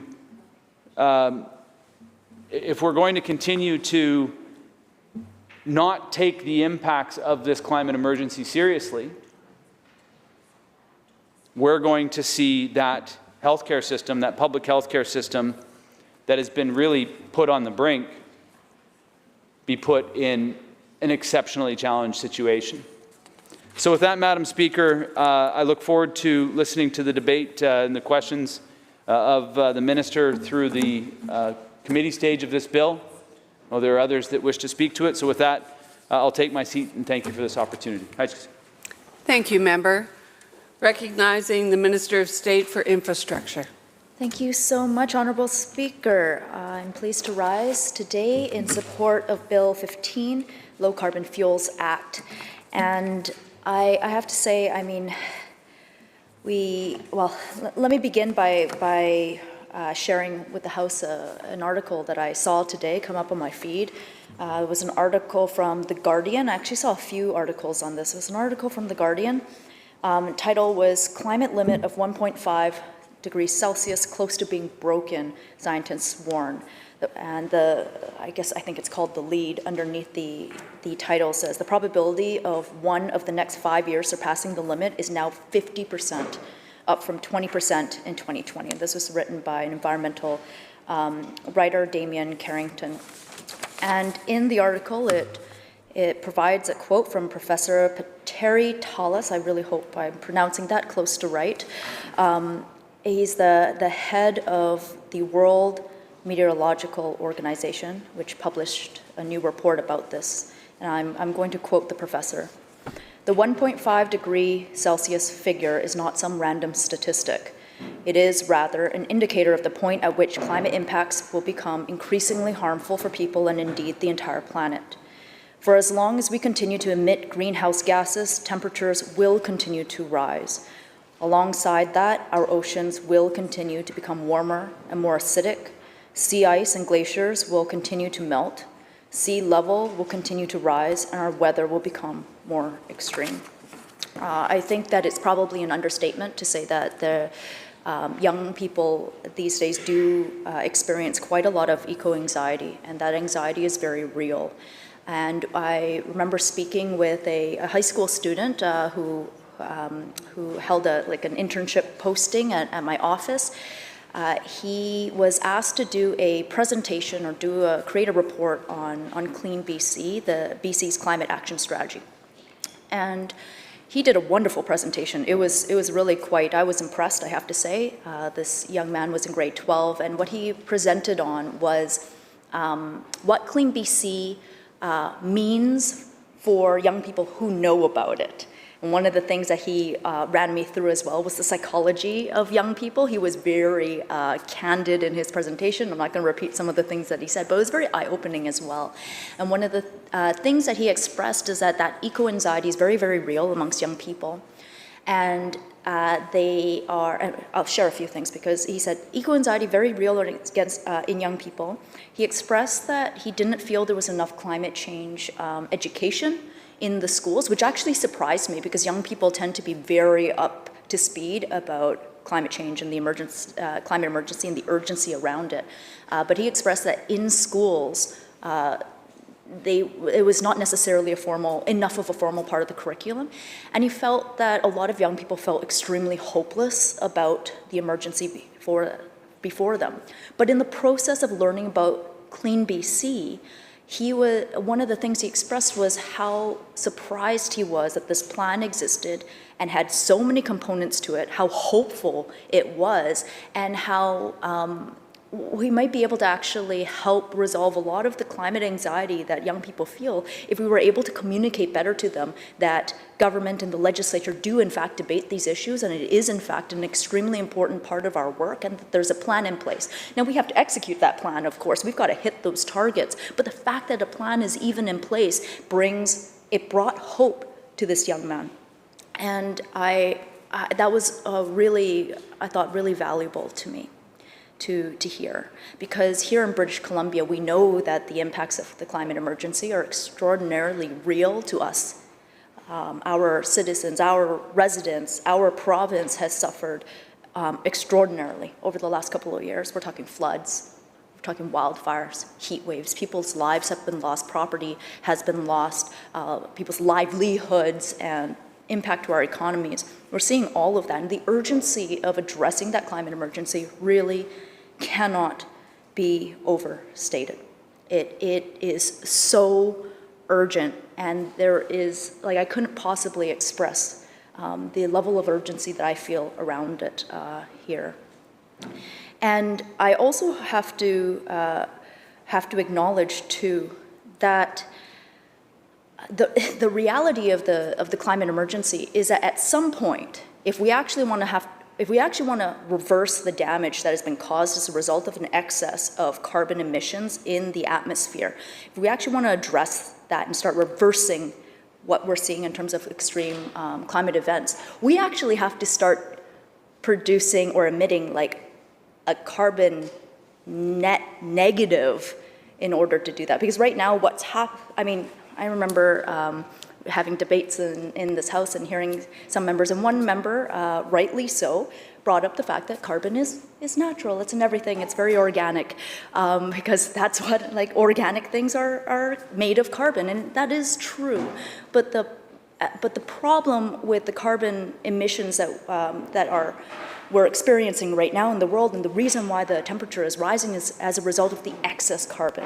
I mean, in a normal environmental cycle, you have carbon dioxide in the air, you have a plant, and through photosynthesis, the plant draws carbon dioxide out of the air, separates it into oxygen and carbon, retains the carbon, and then releases oxygen out into the atmosphere, at which point we as humans and other animals will breathe it in, it contributes to the oxygen, contributes to our generation of energy, we grow with it and so forth, and then eventually comes a time when our lives end, we decompose, and we actually release a lot of that back into the atmosphere and so forth. And it's supposed to be this everlasting cycle. And the problem that we've come up against is that somewhere along the way, humans have discovered that fossil fuels that were buried deep in the ground could be burned and energy could be created from it. And so we've actually taken carbon that was outside of the cycle, deep inside the ground, and we've brought it up into the surface, burned it, added it into the atmosphere, and so it's actually adding excess emissions. Now, carbon on its own is not a dirty substance, it's not negative, it's not like carbon dioxide, we all breathe it out, but any substance can become a poison in excess amounts if you have too much of it, and that's what we've been doing. We've been poisoning our planet with too much carbon dioxide. And so that leads me to the importance of this low carbon fuel standard. Now, again, I believe strongly that at some point, the goal, where we really need to go, is not even carbon net neutral. It's actually negative. Like, we got to start putting carbon back into the ground. But we can't get there if we don't stop, or if we don't start reducing, actually driving down the extra emissions that we're adding into the system every single day. So, like, even if we did not, the whole world, continuously provided or emitted the same amount of carbon dioxide into the planet as we are today, the situation will get worse. And it won't stop getting worse until we're actually not emitting at all. But we got to start somewhere. And so the low carbon fuel standard is such an important part of that process. We have to reduce the carbon intensity of our fuel. And how do we do that? Now, I have to say, people know, I mean, with the BC NDP, on BC government, we've been critical on a lot of the work of previous governments and so forth, but I do have to acknowledge that despite a lot of the disagreements I might have with some of the work that the previous BC Liberal governments have done, I do have to appreciate the courage that it took for previous BC Liberal Premier Gordon Campbell to bring in measures like the carbon tax, like the low carbon fuel standards. Those are not easy policies to bring in. And it is my hope that as a legislature, all sides of the House continue to support those kinds of policies. But we also have to acknowledge that those policies are meant to work by gradually increasing the intensity of that effort. So like carbon taxes work to help drive down emissions if they are continuously expanded over time and the price raised over time in order to continuously help with some of the decision-making that all of us make around the kinds of energy that we use. Low carbon fuel standard as well. When it was brought in, an important standard, but it can't be left to stagnate. It has to continuously be expanded. It has to go into other aspects of our economy, other types of fuel. It needs to, the standard, like if you set like, this is the carbon intensity of your usual fossil fuel and your low carbon fuel standard, maybe want to drive down the intensity by whatever percent, like it has to continuously, sorry, I'm not being very articulate right now, but you have to continuously be using the low carbon fuel standard to further reduce carbon intensity over time. Because the idea is eventually we're able to collapse, drive down the carbon intensity of fuel, and then hopefully we'll start to be headed in the right direction. And so it is an important measure in the near term to reduce the intensity of carbon-based fuels, so the kinds of fuels that vehicles and the marine industry and aviation still use, like they're still burning like carbon-based fuel. But if we can replace more of that carbon-based fuel with sources from renewable sources, synthetic sources, as opposed to fossil fuels, if we can leave more of that fossil fuel where it is, then the better off we will be. And so things like biofuels, which are fuels that are able to be produced, if I'm not mistaken, you're able to produce them to directly add into other forms of your gasoline and diesel and so forth. But the biofuel is generated and created, it's refined from biological materials, and so it is renewable. And so it's that plant that, you know, sucked in some CO2 and then made themselves bigger. Yeah, I'm extra not articulate today. But point is, we can reduce the intensity of the kinds of fuels that people need on a day-to-day basis by mixing them with more renewable fuels or other synthetic fuels. I know that not everybody can drop everything and replace their gasoline-fueled vehicle with an electric vehicle. It might not be accessible to everybody because of price. I know that there's lots of demand for electric vehicles. Maybe it's not immediately available. I also know that it's not practical for every single person out there to, you know, replace their family vehicle with a bicycle. For lots of people, that will be possible, but it's not going to be possible for everyone. So by reducing the carbon intensity of the fuel that they use, we can actually help reduce carbon, the net gain of carbon emissions without demanding that people immediately change everything about their lives and get rid of their cars and so forth. So this is one tool in the toolbox. It's not the only solution. We have to do all of the other things. Like from a transportation perspective, we've still got to encourage people to shift modes. We've still got to encourage people to, you know, switch energy if they can go to an electric vehicle, if that's a solution for them. We've still got to improve insulation and construction in our buildings so that we're using less heat to heat our buildings in the winter and less energy to cool our buildings in the summer. We still need to be working to repair our land base. We need to be recovering our watersheds. We need to be working to protect and save and revitalize our coasts, and our forests need to be protected as well. All of that has to be done. But this low carbon fuel standard, it is an important part of all of that. And my understanding is that it is actually, the low carbon fuel standard is actually expected to be the single largest contributor to meeting our Clean BC targets, accounting for 31% of all of our reductions to the Clean BC roadmap of 2030. So this is like I mean, it is one piece, but it is a pretty big piece. And so I'm happy to support this work. I'm grateful to the Minister of Energy, Mines and Low Carbon Innovation for bringing this work forward, and I look forward to supporting this and many other forward-thinking, bold measures being brought forward by our government. Thanks. Thank you, Minister. Recognizing the member for Vancouver-Langara. Thank you, Madam Speaker. I wanted to speak to this bill as well on short notice. I have had an opportunity to have some discussion about the impact of the bill with the member from Kootenay East as well as the member from Skeena, who've both spoken to this bill. The member from Skeena talked about an example of a clean energy plant that First Nations are working with industry to build here in this province.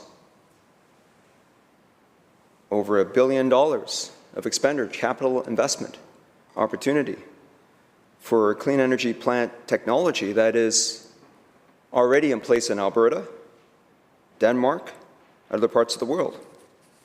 It will enable the capture of carbon and production of hydrogen without carbon emissions. It would produce low to zero carbon biodegradable synthetic renewable fuels.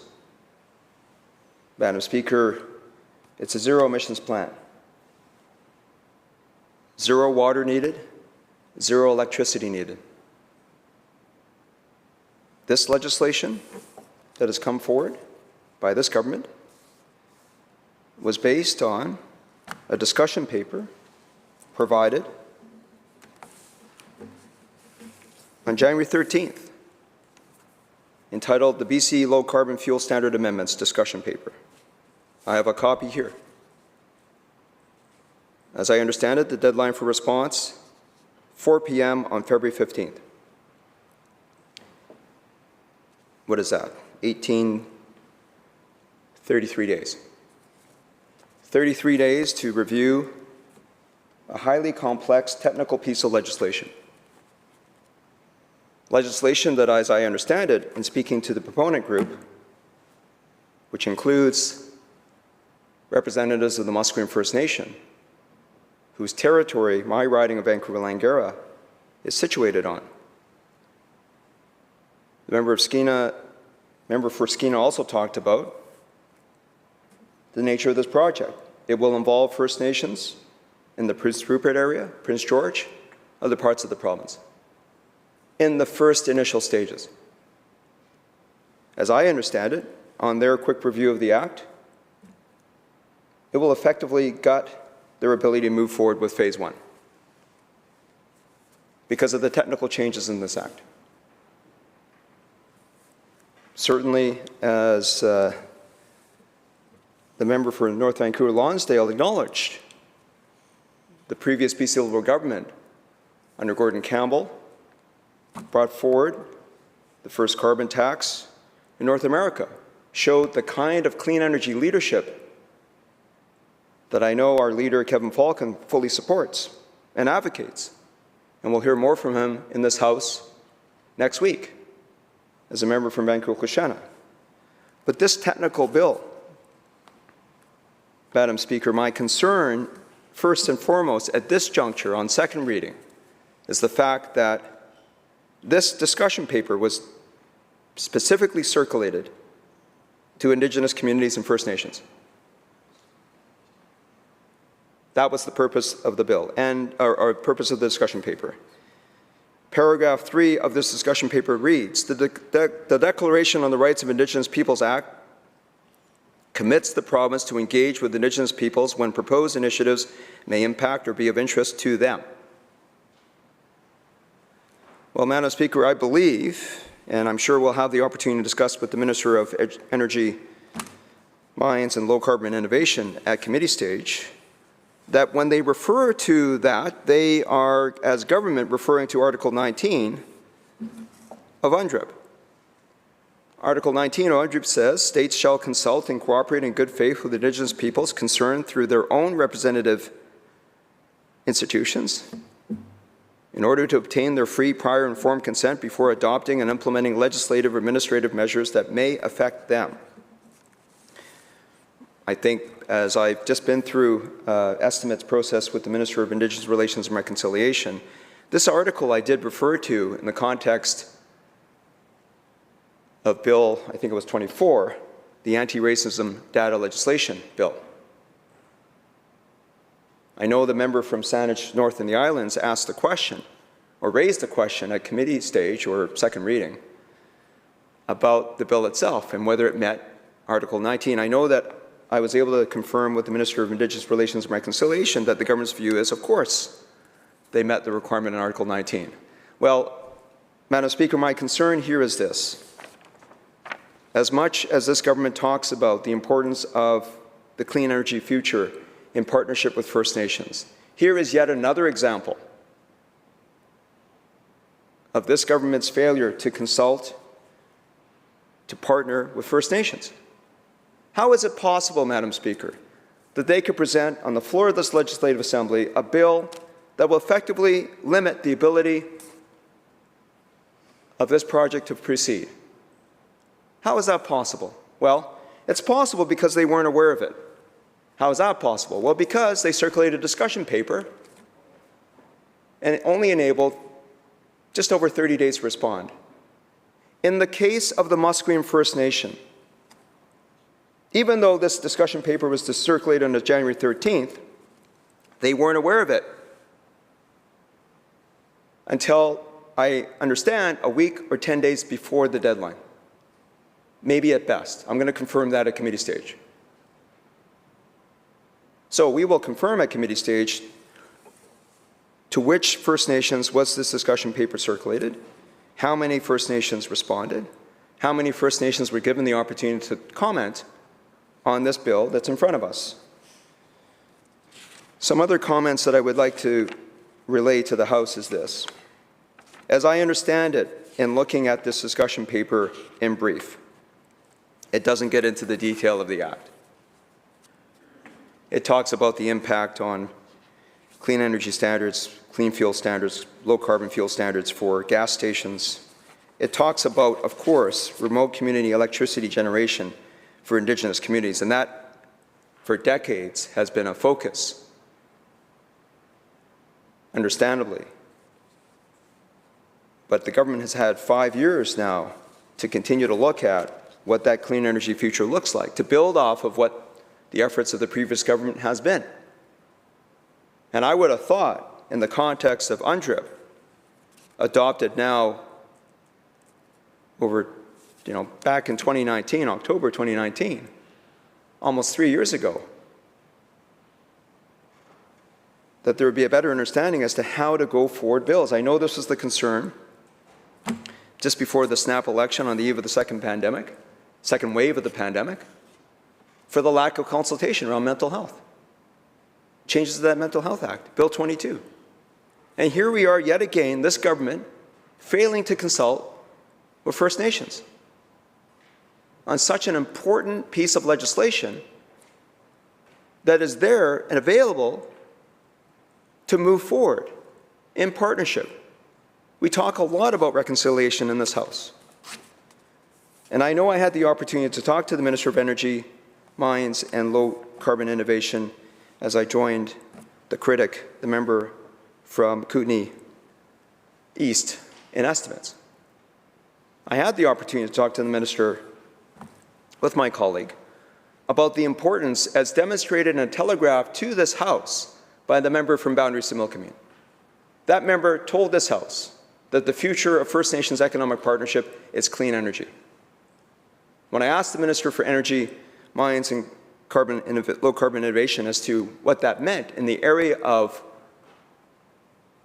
clean energy run-of-river projects and electricity purchase agreements that have been entered into close to 20 years ago, most of whom are with First Nation-led initiatives. The Minister did not demonstrate any plan to go forward, any plan to meet the commitment that is set out under DRIPA, the DRIPA Action Plan. Article or item 4.43 says co-development recommendations on strategic policies and initiatives for clean and sustainable energy. This includes identifying and supporting First Nations-led clean energy opportunities related to Clean BC. It goes on to talk about comprehensive review of BC Hydro, the BCUC inquiry on the regulation of Indigenous utilities. But for the purpose of this bill discussion, Madam Speaker, the first words are identifying and supporting First Nation-led clean energy opportunities related to Clean BC. I know that members of this government will speak to the importance of this bill to meeting their objectives and their plan, the Clean BC plan. So you would have thought, Madam Speaker, that the government would be fully aware of the opportunities that are available. As I understand it, this group has had discussions and had some lengthy discussions with industry, including the YVR, Air Canada, Fortis, and even BC Hydro. Because as the member from Skinner described, the output is the opportunity to provide clean, low carbon to zero carbon, biodegradable synthetic renewable fuels for the marine industry, hence the importance of co-location, co-ownership with First Nations in the Prince Rupert area, YVR, the Vancouver Airport, co-location, co-ownership, hence the proximity to our gateway to North America by way of air. There are opportunities here that this government has not addressed. And the technical nature of this bill, as I understand it, will not enable this project to be financially sustainable in the first phase. This is a multi-phase project. It will deal with other forms of fuels in a clean emission way. But as a starting point, phase one is what is jeopardized by the technical requirements of this bill. This is something that we'll explore more at committee stage. As I understand it, Madam Speaker, the effective date nature of the changes under this Bill 15 that start on January 1st, 2023, is what the concern is. There's been a lack of consultation. Here, clearly, I'm giving a clear example to members of this House. Members of this House that all supported the adoption of UNDRIP. We are accountable for that. That is the responsibility of this government, but also members of this House. So having heard the concerns from this First Nations-led project group,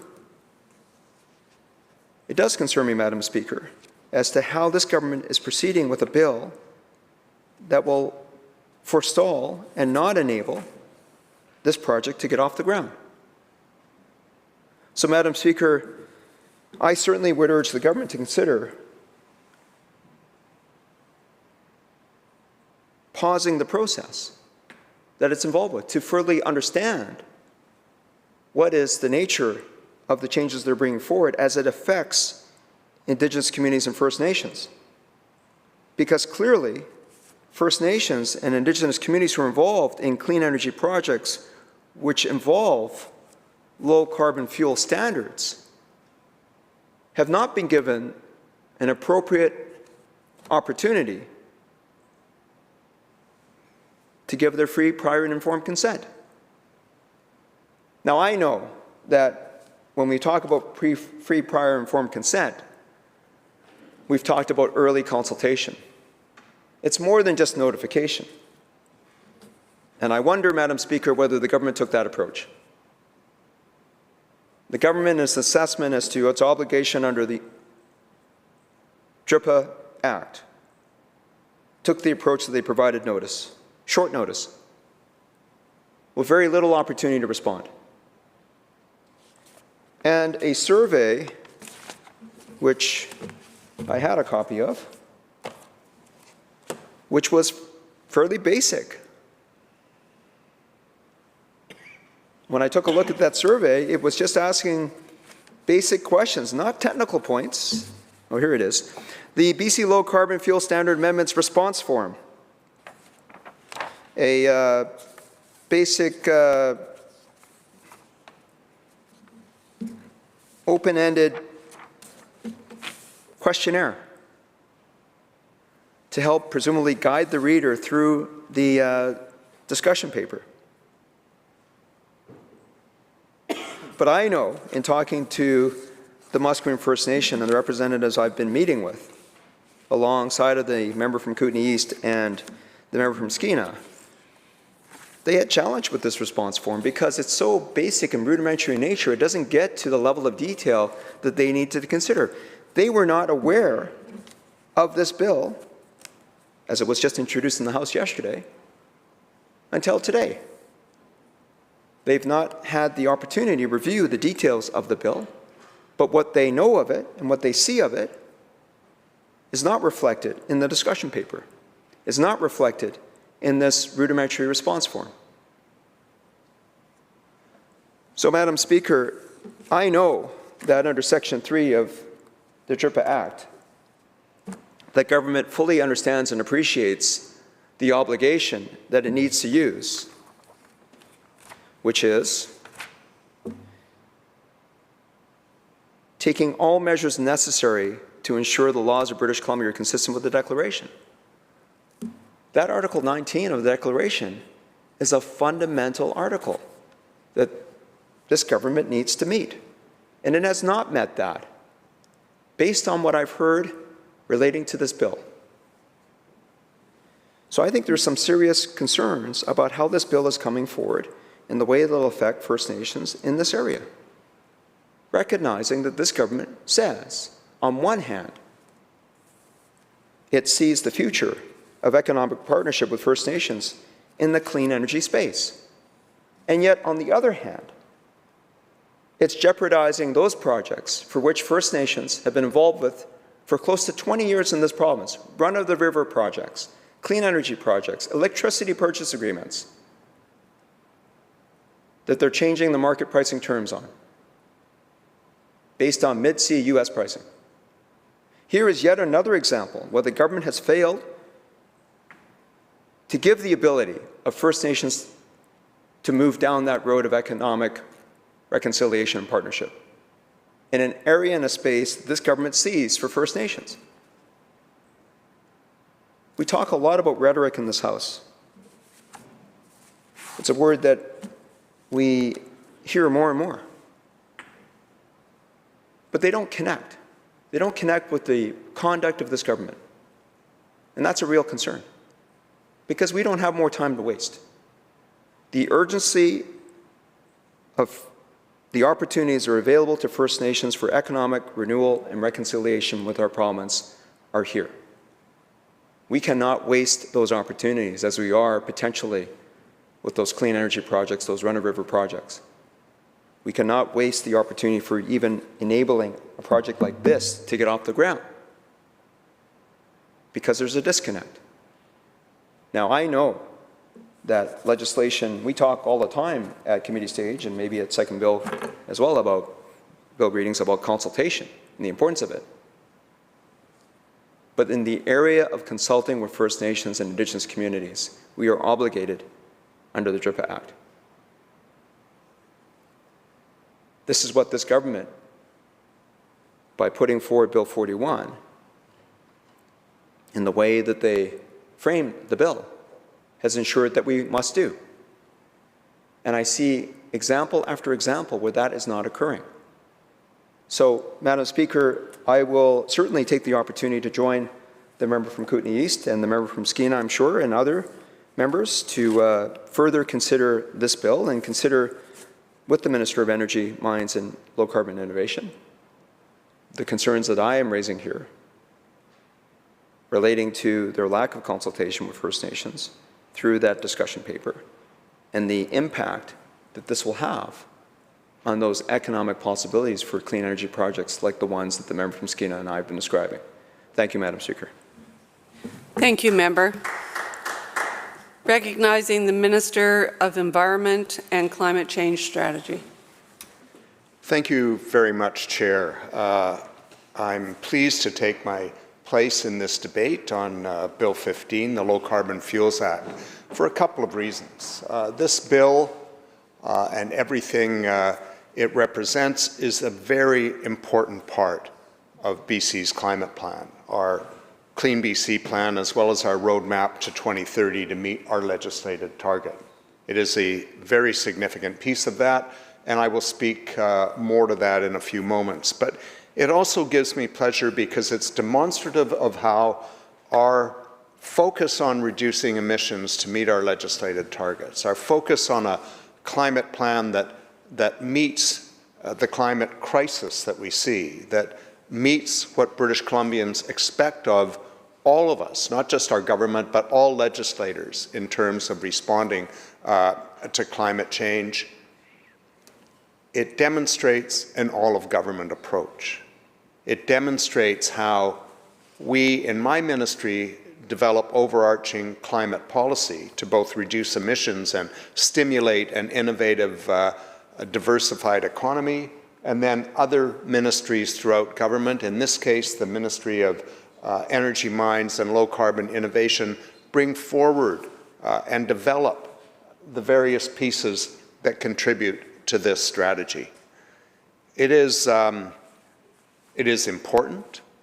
It's a demonstration to British Columbians as well as Canadians that we're serious at every level, that we're not isolating climate in one ministry, that we are taking the climate challenge and the climate mandate, and we are making it central to our government's initiatives, whether they are economic, whether they are social. We are embedding it in our approach to how British Columbians will move forward together to build a healthy, diversified, low-carbon economy, reduce our emissions, keep our commitment and our obligation to British Columbians as well as to all global citizens. We know that there are many, many, many measures that need to work together, whether it is energy efficiency in buildings, whether it is energy or low-carbon building products, whether it's a commitment to public transit, to mode shifting, to encouraging active transportation like biking, walking, and rolling, whether it is shifting the energy use in our traditional resource industries as well as other industries in British Columbia to continually look for ways to be more energy efficient, to drive down emissions through processes as well as the forms of energy that power these industries. Whether it is in personal or commercial transportation. We know that transportation isn't just about personal vehicles. It isn't just about commercial and heavy-duty vehicles. And it's not just about vehicles at all. It's about how we build communities and enable people to get to their recreational activities and their workplaces conveniently through public transit, conveniently through walking, conveniently through biking where possible, because we're focusing on building diverse and compact communities, and that is a process that will unfold over decades, just as the expansion of public transit will be revealed and developed and unfold over decades. It's critically important that we have a plan. And this bill before us is a critical part of the plan. We know we want to mode shift transportation. We also know that people need personal vehicles for certain activities and they can't be replaced. We also know that tradespeople, that commercial operations, that delivery services, that and heavy-duty trucking all rely on vehicles for transportation, both personal and for work. And we are not going to make the shift, notwithstanding the strides that we've taken through our focus on clean energy vehicles, to fully electrified or fully hydrogen-powered vehicles immediately. That can't happen. One of the issues, of course, is supply. The other issue is people making the transition over time. It is true that a very high percentage, I think it is about 70 to 75% of British Columbians say that they think the current vehicle that they are driving that is powered by gasoline or some other fossil fuel will be their last one powered that way, that they would like to own an electric vehicle. I'm also going to take this opportunity, Madam Speaker, to state that when asked about it recently, many people on Vancouver Island in a poll thought that it was simply too expensive for them to purchase an electric vehicle. And I certainly sympathize with people making the day-to-day expenditure decisions for their households in terms of what they can afford. But it is also true that studies have shown that over an 8-year period of a new vehicle, that an electric zero-emission vehicle will actually cost $20,000 to $30,000 less when you roll in fuel costs, when you roll in maintenance costs, and when you roll in other factors that go to the life cycle cost of a vehicle. However, having said that, we know that that transition will take place over time. We look forward to it. I know members on all sides of this House support that. In the meantime, we have people using fossil fuels. And one of the key things that we can do as part of our climate plan is to ensure that we reduce the amount of carbon in those fossil fuels. And that's exactly what the Low Carbon Fuels Act is about. It's what it was about when it was introduced in 2008. And it's what it's about in this iteration of the Low Carbon Fuels Act when we expand the ambition.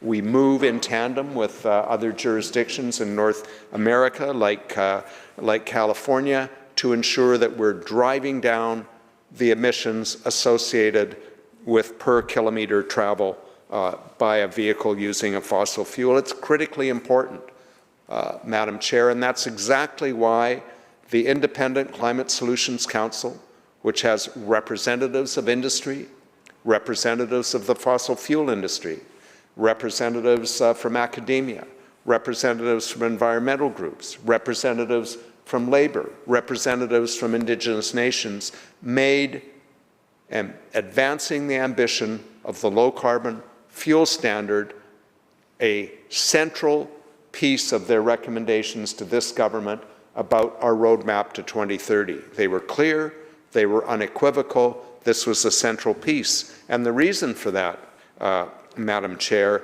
is that this low-carbon fuel standard will be the single largest contributor to meeting our Clean BC 2030 targets. It will account for almost a third, 31%, of all reductions that we have plotted out in the Clean BC roadmap to 2030.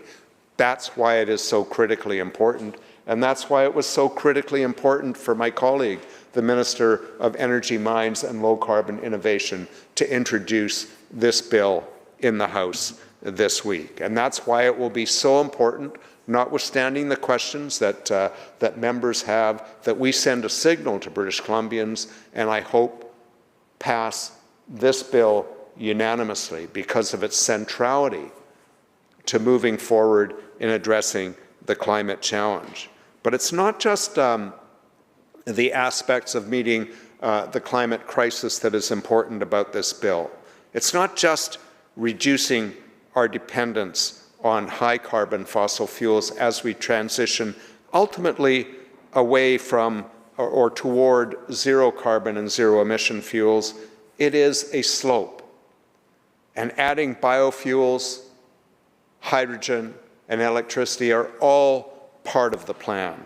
And in this case, this plan will not only reduce emissions from driving vehicles through lower carbon fuels, it also has a huge measure of economic opportunity.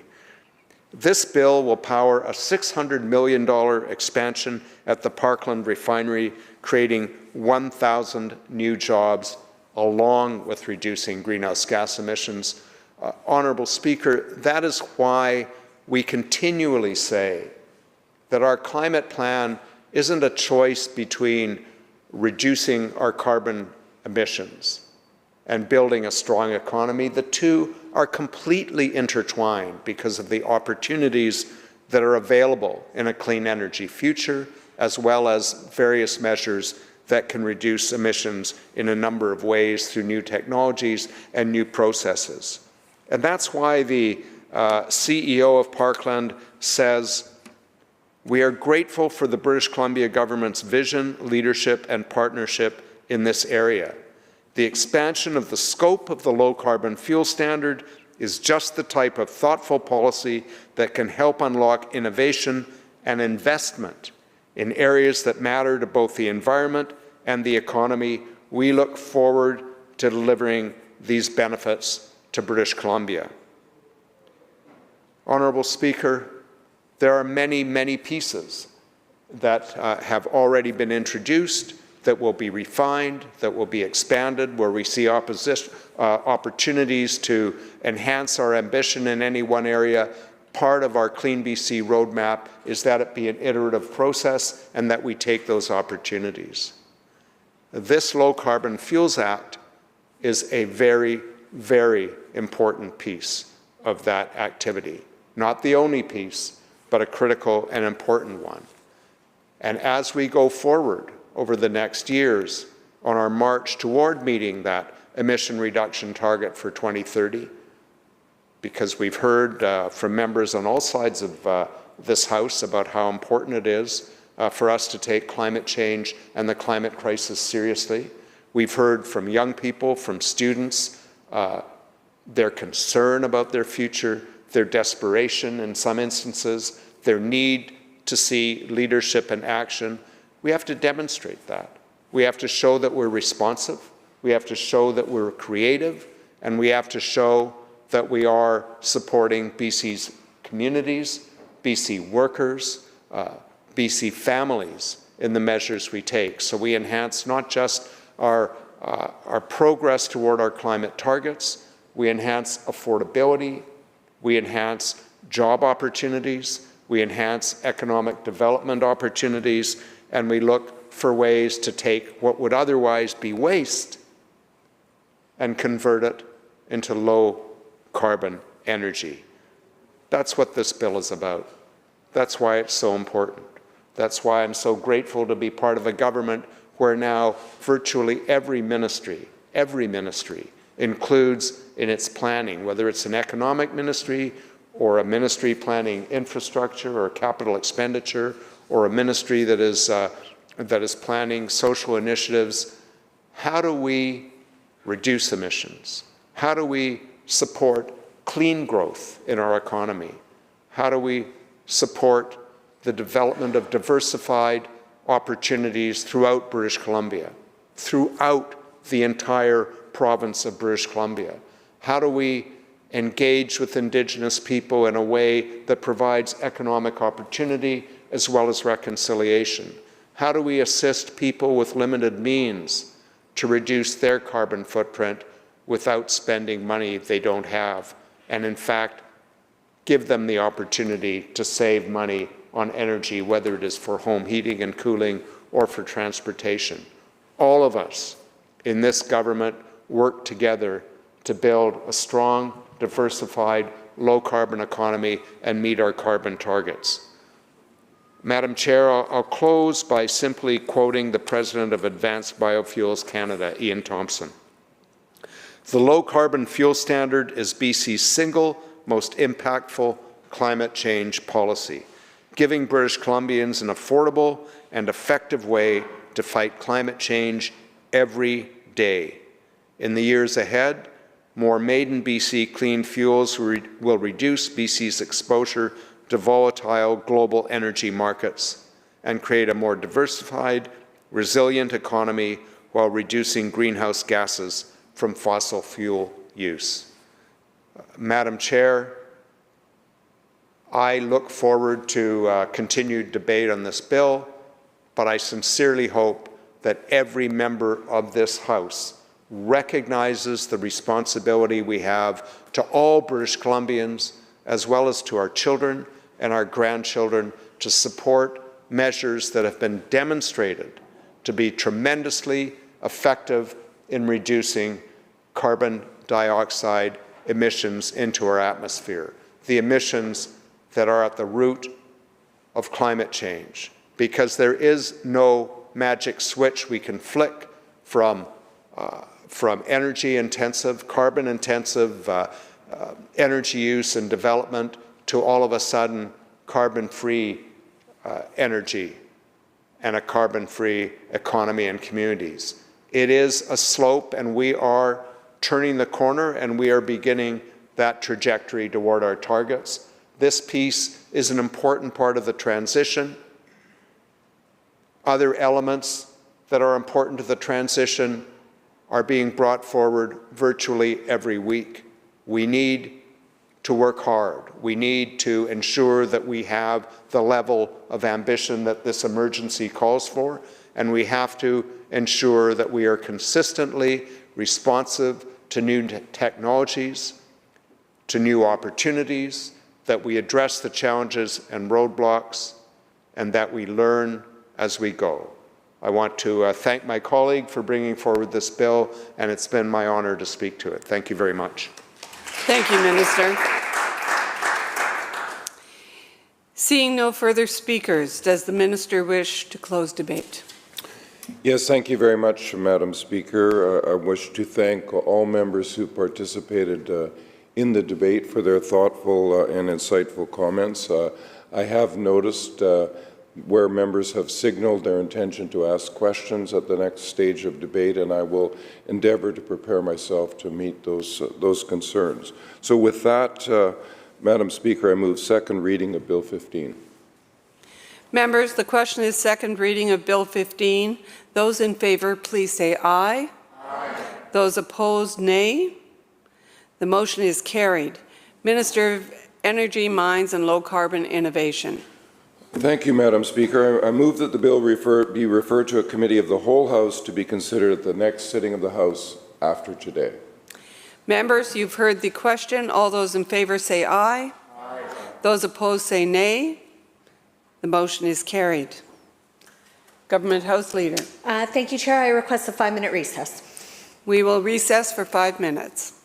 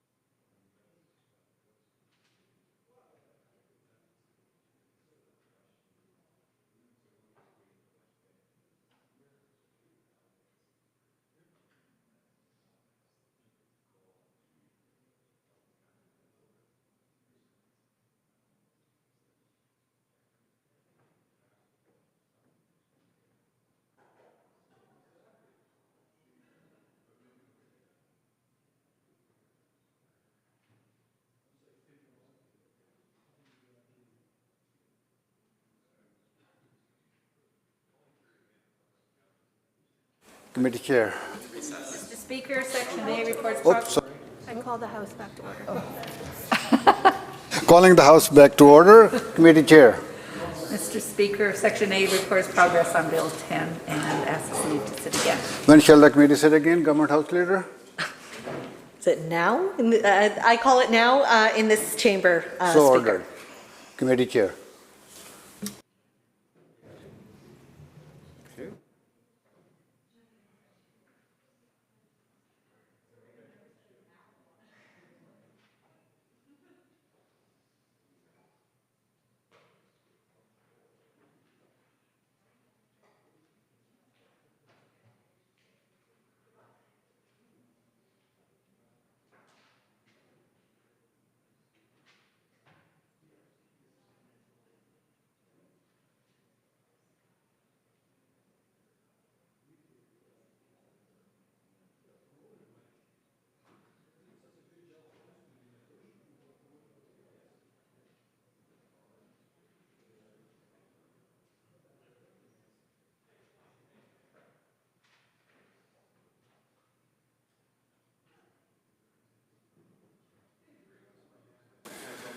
All right, members, we are here for Committee Bill 10, 2022, and we were on Clause 4, is my understanding.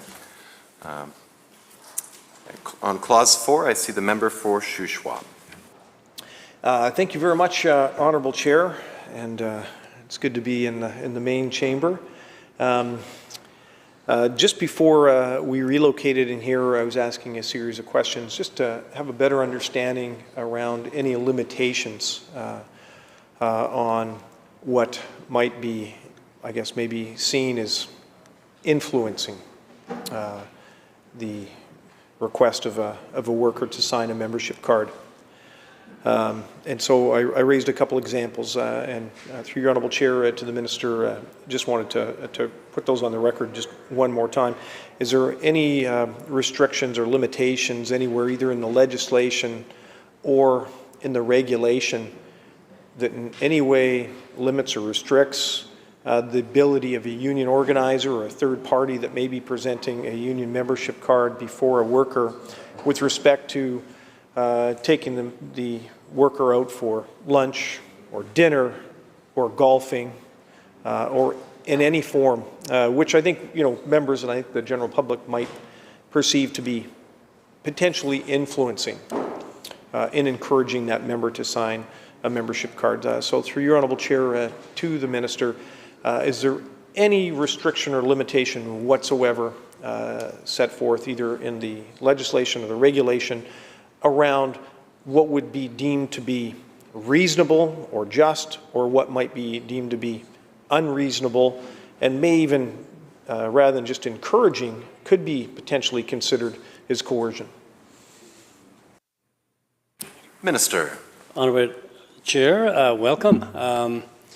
I will not answer that question again because I've already answered that question, but I will say that there are people in the gallery and they're wondering what is going on here. We have what we call one of the legislation that is being debated. It's a committee stage, and the opposition is going through clause by clause to answer questions of what do they actually mean and how they will be applied. So I would welcome you all into the House and hope you will enjoy this. It's not the most exciting debate you will hear here, but nonetheless it's an important debate that we engage in. It is a part of the process of passing the bill. Mr. Speaker, I've already answered that question. Member. Thank you, Honourable Chair. As a matter of fact, the Minister actually did not answer the question previously. So from the non-answer from the Minister, I can only assume that there is no restriction or limitation, either in legislation or regulation, that in any way limits or put caps on the amount of money or influence that a union organizer could utilize in order to encourage a worker to sign a membership card. And that, Honourable Chair, is unfortunate. Through you, Honourable Chair, to the Minister, when we talk about the rigor by which the minister indicated is around this card check system, this current system where workers are presented with a membership application form and encouraged to sign a specific union. Through you, Honourable Chair, to the Minister, is at the very least, is it a legislative or regulatory requirement that the member in signing and making that determination to move forward and join that member or join that union through signing a membership card or a card check, is there at the very least a requirement that a copy, a carbon copy or a photocopy be provided to the member?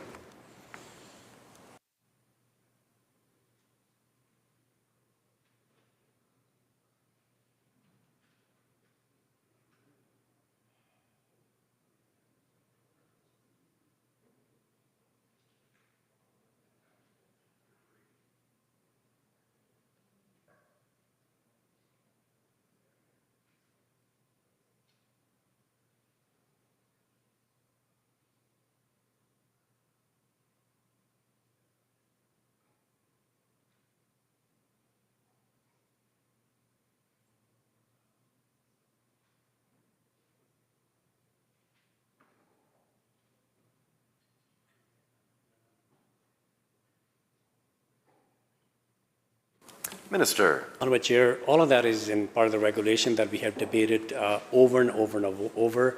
What is the requirement of the union organizers and the what must contain on the application form? And then the board has, as I read for on the record, what the board must follow a process to determine whether the appropriateness of the unit and whether there is a sufficient support in that unit. That's the process that the board goes through. So we have canvassed this, and I think it has nothing to do with Section 3, Section 4 anyway, and that part of the process isn't being changed. It is still it's the decision made by the board, and they are the one who follow their regulations and their procedures as they have established. The independent body, we are debating Section 4, which has nothing to do with the question that is being asked. Sorry, see the member for Saanich North and the Islands. Thank you. So I don't know that you can separate what is required. Like, we're talking about changing from talking about changing the certification process, correct? New certification. We're talking about how a union will certify. Currently, there is a two-step process. We're moving to a one-step process, the union certification. I'm not sure how that process isn't applicable now that we're debating the change of that process. The rigor, and I've been following the debate, and the minister has continued to say that it's not applicable to the debate, but in reality, the rigor around how you achieve a signature, how that is accomplished, the process, the forms, the record keeping, all of the review, the minister's response has been consistently, that's up to the Labour Relations Board to determine whether that's all in place. I think that it is applicable to in my belief, it is applicable when you're asking the change to be made in this House, or when the minister is asking the change to be made in this House, to outline what that process is and what's required around it. I guess maybe I'm missing something, because what the minister read into the record in the other room doesn't actually respond to the questions, some of them at least, maybe some of them it does, that have been put on the table. So when the member asked the question about whether or not there's a carbon copy that's kept, what is the record-keeping process of a card certification process? Signing that card, what is that requirement in the regulation?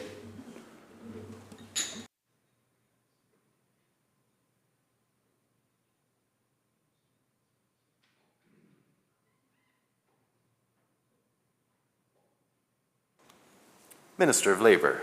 Thank you, Honorable Chair. I thank the member for the question. I think we have debated this issue right from the beginning. Yes, it is the bill. Bill is through the bill, Bill 10. We're changing from 2 steps to single step. But how members sign that membership card, their requirement still is the same. Excuse me. And whether boards still have to satisfy whether it's a 2-step or single step, whether the cards were signed within the rules of the labor code and the regulations that they have. The only difference is in the 2-step, they still have to determine the percentage of membership signed. And that requires the board to go through and follow the process that they have established to make sure that those cards were signed within the rules. They must be satisfied before they will order a vote. Now, there are challenges to membership. Then the board may call hearings to determine whether that particular member's card should be considered legal or not. And so that process doesn't change. That rigor is there now. That rigor was there before. It will continue on. So how the unions approach a member or the members approach unions, that part hasn't changed. And I have read into record what the board will do. And I can do that one more time because before we left that house, the other house, I read it that no coercion, no intimidation, no enticement, all of that are prohibited under the code. So the board must, must satisfy, itself that none of that happened, that everything was done, according to the code and the regulations. And once they determine that, then they will make the next move. Under the new rules, if they determine 55% of a unit have signed membership card, then the certification will be granted. Under the old rule, they would go for a vote then, after that. But the process of determining the legitimacy and the unfair labors and interference, those procedures are still there. Member. I appreciate the clarification from the minister.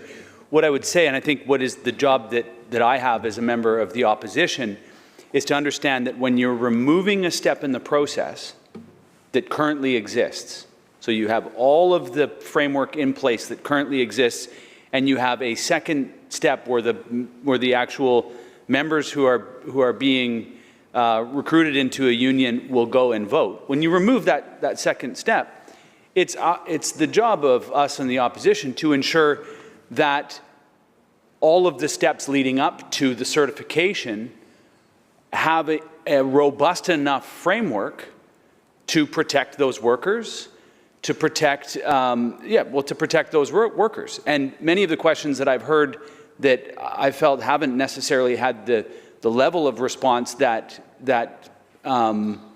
they could have, frankly, is that just the basic accountability and transparency of the process, the ability to follow up and go and make sure that the person whose name's on the certification card is the person. All of that. It feels like there may not be the level of rigor around that certification process, and so the job for us on this side is to test that, and it's to ensure. And so, if the government, the government is doing in this case, which is saying we're going to remove a step of the certification process, I think it's completely within the realm of the work of the opposition to ensure that the new process is robust enough to protect all of that, the concerns that someone might have around accountability, transparency, making sure that there's enough paperwork, enough of a paper trail to be able to hold the organizers accountable for things that may be there, and to satisfy that if the Labor Relations Board needs to get involved in something, that you can actually track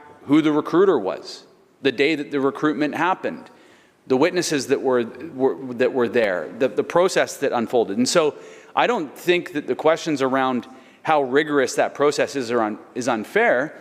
If what we're doing is taking a step out, it would be totally reasonable to say maybe that card signing process needs to be more rigorous than exists today. And I think that that's the spirit of some of the questions that have been asked. At least that's what I've been hearing in some of the questions that have been asked around this, to say, what is that system currently? How does it exist? Is it strong enough? Because members of the opposition could propose to amend that to strengthen it. But without clarity on what that is, and without clarity on how that process and accountability is achieved, it makes it very difficult. And I've heard, and so that's been, I think that's my main concern on this, is that does the minister feel that, and obviously I guess he does, the process to get the card signed is rigorous enough, and that there is a strong enough and robust enough paper trail behind that for the Labour Relations Board to actually do the work in holding those people who are organizing accountable, as well as the minister has said repeatedly, holding the businesses accountable for not inserting themselves into this process. We need to make sure that the organizers are also doing this in a way that also can be accountable to the worker as well.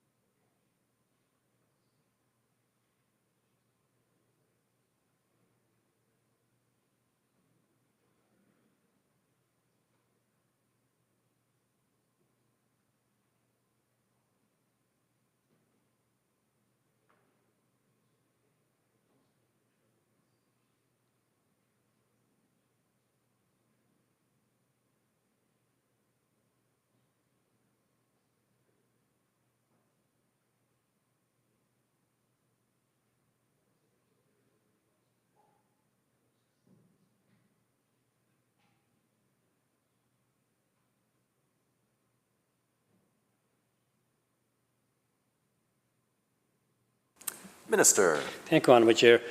The member, when the member signed to join a union, a worker signed a membership card to join a union, they have every right to withdraw or revoke that application. And it has happened, and no one will even know about it. So if the worker feel that they were not given proper information, or they were given wrong information, or I have a second thought, the union isn't for me, they can withdraw that application. So that protection is there for the member. And what kind of accountability and who is held accountable is the union who is applying for certification. So board will make a decision based on the application that is being made. They have a number of checks to go through whether the appropriate and the right members of that particular union are the one who signed this card. It's their responsibility to ensure that. And members don't have to justify why they're withdrawing application. Like it was asked earlier, if they don't know who signed them, how can they make a case against them? All they have to do is say, look, I'm not satisfied the way someone approached me, and I'm not satisfied, the information given to me, they can withdraw that application. And once the board will know that, then board will determine the remaining applicants. If they If they meet the threshold, the board will make that decision. But the employer on the other side have every opportunity. Once union make the application, the board will inform the employer. Almost same time, same day. Then the employer have rights to challenge whether the membership signature were collected correctly or not, if they have any information. And they will also be approached by the labor board officer to go over their payroll, to match the names. And they determine whether all of those signed cards should be part of that union or not. Should any one of them should be excluded. And employer will also, this is the normal process, employer will also say, in our payroll, I have X number of employees. And union have only, so many members signed. And then the decision is made whether those employees that the employer is presenting to the officer should be counted or not. All of them or not. If someone came there and worked 6 months ago and never showed up, and the employer put that name on, that argument will be made to the board.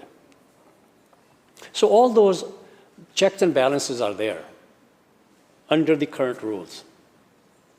So I'm not worried about the questions being raised here. There's no boogeyman here.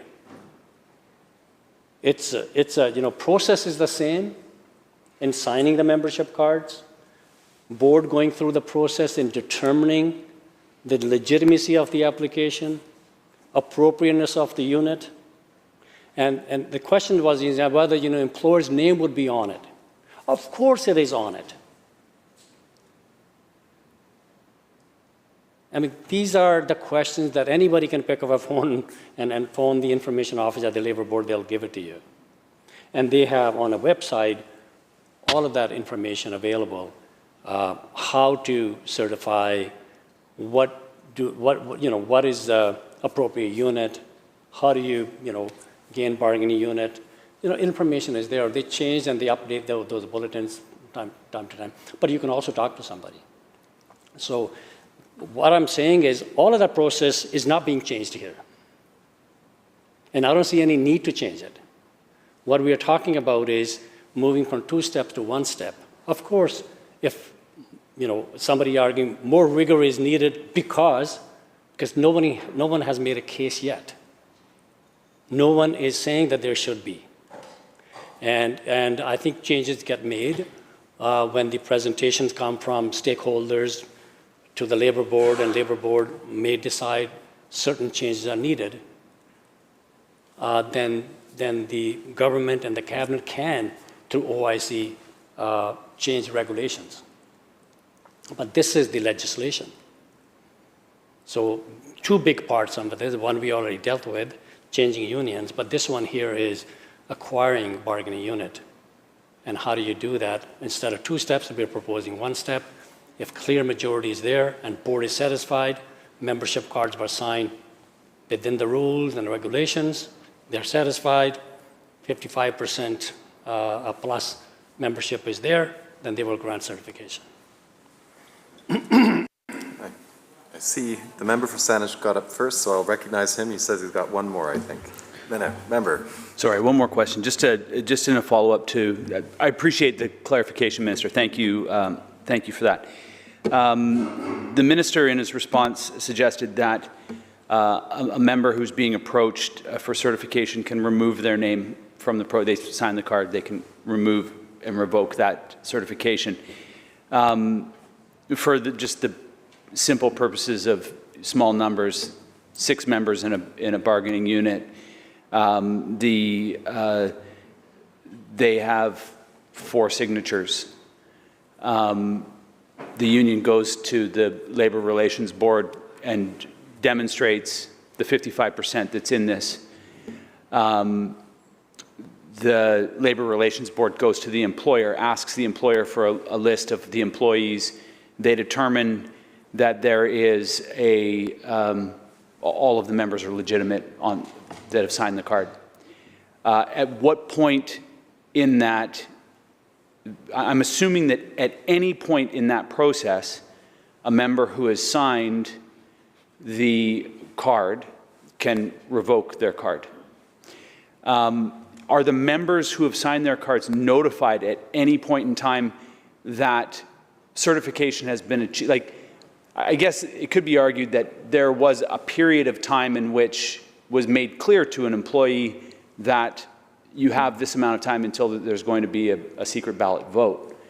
In a single-step certification process, there isn't necessarily a period of time. The only period of time would be 60. It's the number of days that card is valid for, I guess. But is there at any point in time where the members are told that they've achieved that 55% in order for someone to realize that actually that process wasn't quite what it wanted, to revoke it? I'm just talking about a member who might want to revoke that card. How are they to know that a certification is about to happen based on the fact that there isn't that vote at the end of it?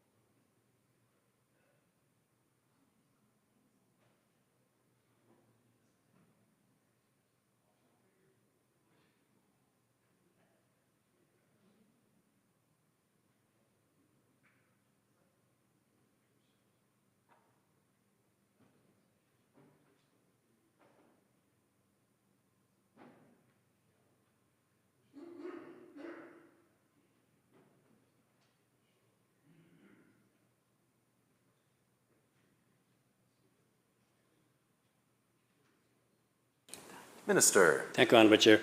I think there could be any different scenarios, member. When workers sign a membership to join a union, they are advised and they can ask questions, when will the application be made? And typically, union will say, once we have sufficient support. So the expectation of the member is that once the union have sufficient support, they will make the application.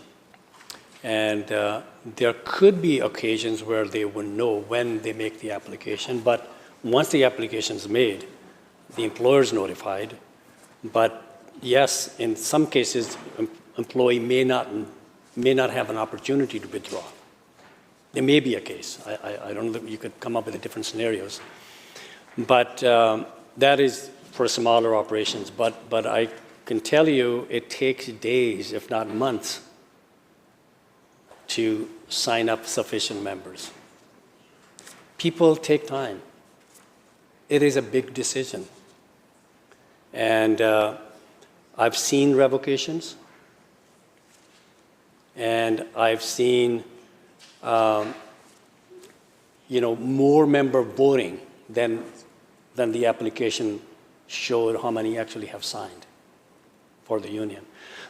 So it works both ways, but these are all adults. They're making a decision for themselves. And I said the other day, just like going to the bank, you're signing for a loan. You sign, your signatures are good enough. You sign because you're responsible. You know what the consequences are. The bank many times will tell you and make sure you qualify, that you're able to pay the payments based on your income and everything. All that checks and balances are made. I think the board does many of the things to make sure that the union follow the rules, and that if there are, as I read part of the board policy, that the board may reject membership, and then if the rejected membership means now they're lower than the threshold, then the application may be dismissed. So I think there's that, and that's the process, and I think there are strong checks and balances in place. Member for Shuswap. Thank you very much, Honourable Chair. I had asked the question of the Minister. I did not receive an answer with respect to when a worker is presented with a membership application form, which has terms and conditions by which the worker is acknowledging giving up or placing their rights for wage negotiation and turning that over into the hands of the union organization. The question was, through your Honourable Chair, to the Minister, is it the very minimum, is there a requirement, legislative or regulatory, that requires a copy of that membership certificate to be provided to the worker?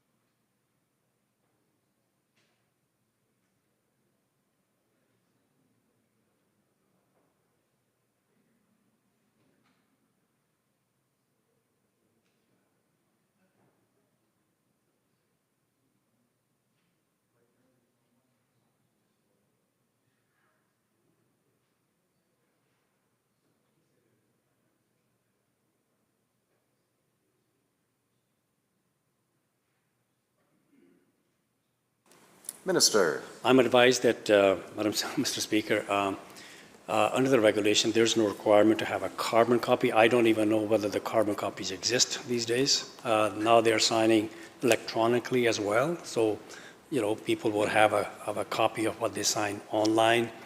But I do know that the union is required to keep a record, and the board is given the application forms, or the copies of the application forms. But if the copies are given to the board, the union is required to keep originals, so the board can come and examine the original copies. So it's the board's decision to ensure that the appropriate members in that appropriate bargaining unit have signed. And they will match that with the employer's payroll record that will be provided to them. And so that's what the requirement is, but the board must satisfy themselves. And I have all the confidence, I haven't heard anything different, that they make sure that the rules, labor code, and the regulations are all followed before they will make a decision to certify or dismiss the application. Member. Thank you, Honourable Chair. Thank you through you to the Minister for the answer. So there's no requirement, no legislative or regulatory requirement to, at the very minimum, even give that worker a copy of the membership application form by which they've signed. That's troubling. However, the minister referenced the fact that workers have the right to rescind their membership application. The minister has referenced the fact that a membership application that is signed is valid for a period of 180 days. It used to be 90 days. The minister, through Bill 30 in 2019, increased that to 6 months, to 180 days. So through a question that I have through you, Honourable Chair, to the minister, an employee who signs a membership card, that membership card would sit and reside with the union organization. Obviously, if a member who has signed this membership card wants to retract that membership, that is not secret. They have to contact the union who is holding onto that membership certificate. So there's nothing secret about the revocation of that membership application while that card sits with the union organization. Just want to confirm through your Honourable Chair to the Minister, is that correct, that the membership card that is submitted and in the hands of the union organization, that if a member who signed that application chooses to withdraw that application, that they have to actually contact the union organization, and therefore that revocation would not be secret, it would be immediately known by the union organization?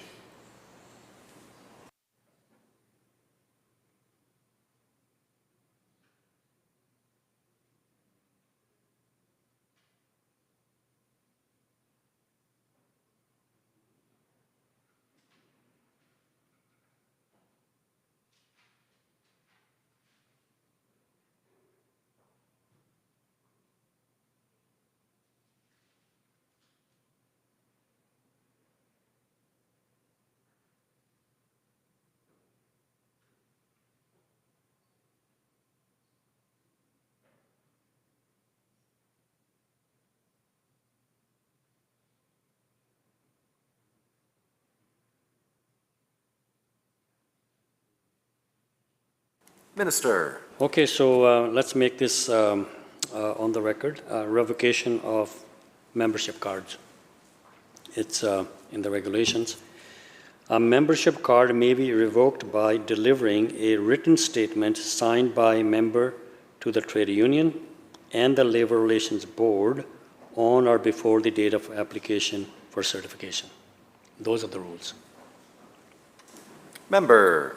Thank you, Honourable Chair, and thank you to the Minister for that clarification. So a member who has signed a membership card with the union prior to the union actually making the application to the Labour Board for certification, a member wishing to withdraw their membership, that is not made in secret. That request for withdrawing the membership application is actually made with the union, so there's nothing that's secret about the withdrawal of the support for the union at that particular time. Through you, Honourable Chair, to the Minister, as the Minister has indicated that these membership cards are collected, it might take, it's not a matter of days, matter of months, it takes a while for the union organizers to collect all of these cards. So all these membership cards are accumulating and only residing and sitting in the union office. Copies are not made available. There's certainly not the requirement for copies of those membership applications to be even provided to the workers that join and sign membership cards. So the union collects these cards, and when they feel that they have the adequate number, at some point in time, they contact the Labour Board and actually present those union cards and make the request of the Labour Board for union certification. Is there a requirement, through Honourable Chair to the Minister, is there a requirement that the union organization let all of those members know when they specifically are moving forward, when they've attained the signatures required, when they're actually moving forward and actually presenting the unions, the members' union application, the card? Is a requirement for the union to provide notification of these employees when they actually move forward and submit those membership application forms for the Labour Board's consideration.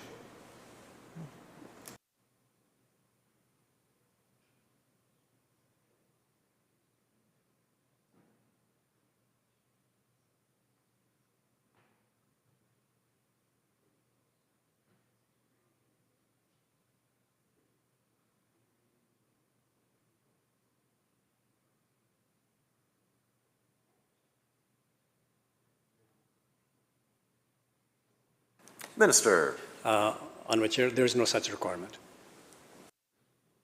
Member. Thank you, Honourable Chair. Okay, so union organization collects all these membership cards, they keep them, they maintain them, and when they feel there's a sufficient number, they make the application, but there's no requirement to go back to the membership, to those members, and actually let them know when they're moving forward. That's surprising. I would think that that would be something just sheerly out of courtesy, that they would let the members know, hey, we've been successful, guys or gals. We've achieved the requisite number that we were shooting for, and we're going to actually move forward. So the member has no knowledge whatsoever, and when their membership is actually put before the Labour Board for consideration of membership certification.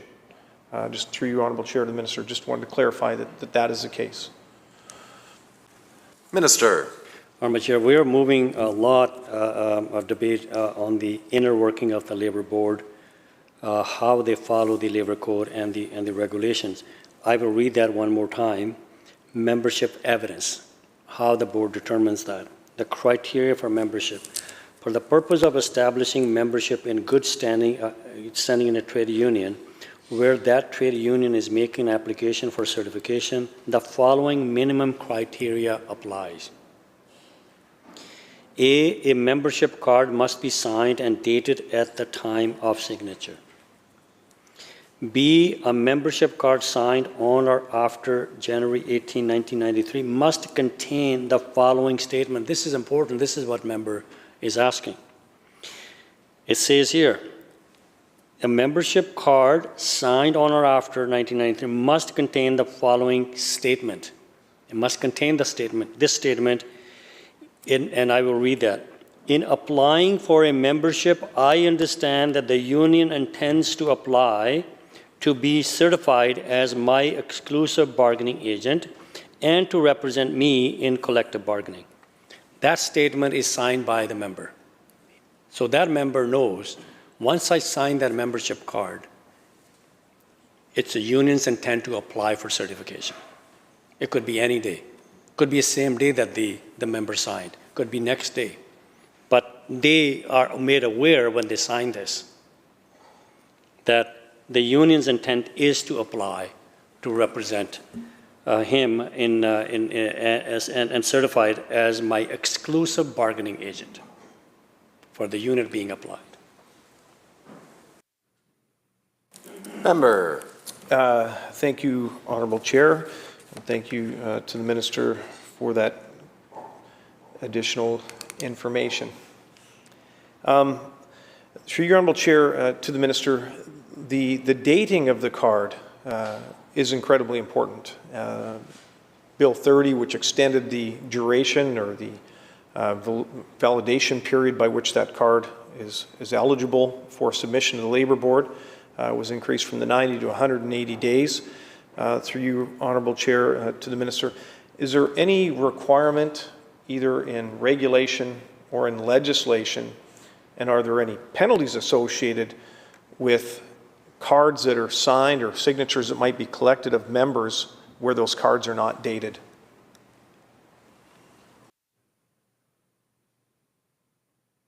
Minister. Honourable Chair, if a card goes incomplete, which means it does not have a signature or date, a board will not accept it. Member. Thank you, Honourable Chair. From the Minister's response, I can only assume that it is possible that a membership card could be presented to a worker to obtain their name and their signature with that card not being dated at that specific time. And it would be potential and available to the union organizer to enter a date onto that card at a later date. Through your Honourable Chair to the Minister, does that situation potentially exist today?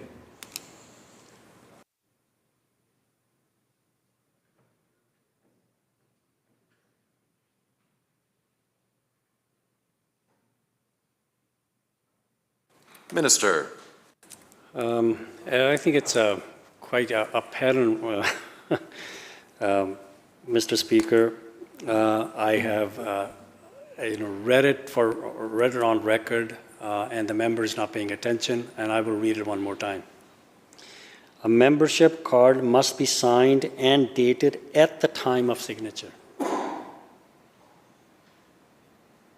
That's the requirement. Member. Thank you, Honourable Chair. But of course, a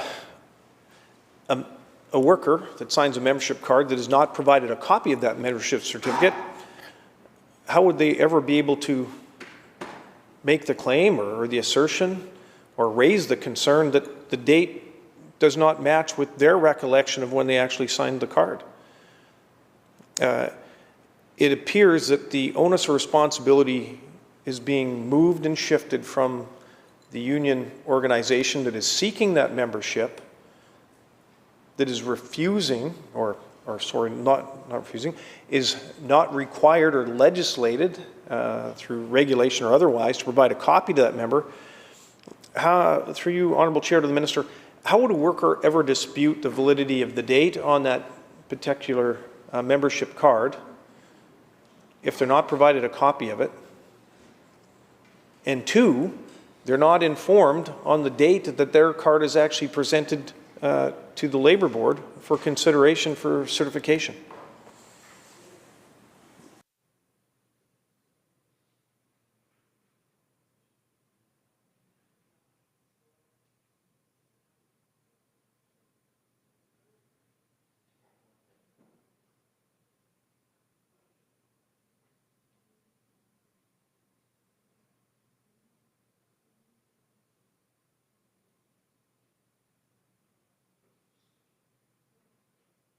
Minister. Honourable Chair, those checks and balances already exist. It's the board's duty, and they make sure that the cards are signed according to the law and the regulations. That's their duty. If they're satisfied, then they will count that card in. If they feel that there is an issue, then they will do further investigation, even after the certification is granted.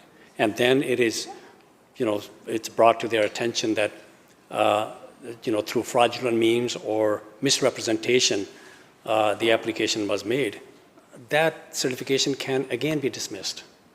So the board has all that. We are getting into the weeds of the working of the Labour Board. And none of that operational stuff has changed. It was, all the requirements were there, whether you're 2 steps or 1 single step. The only difference is between application and the certification, there are 5 days. And there's all kind of stuff that happens during those 5 days.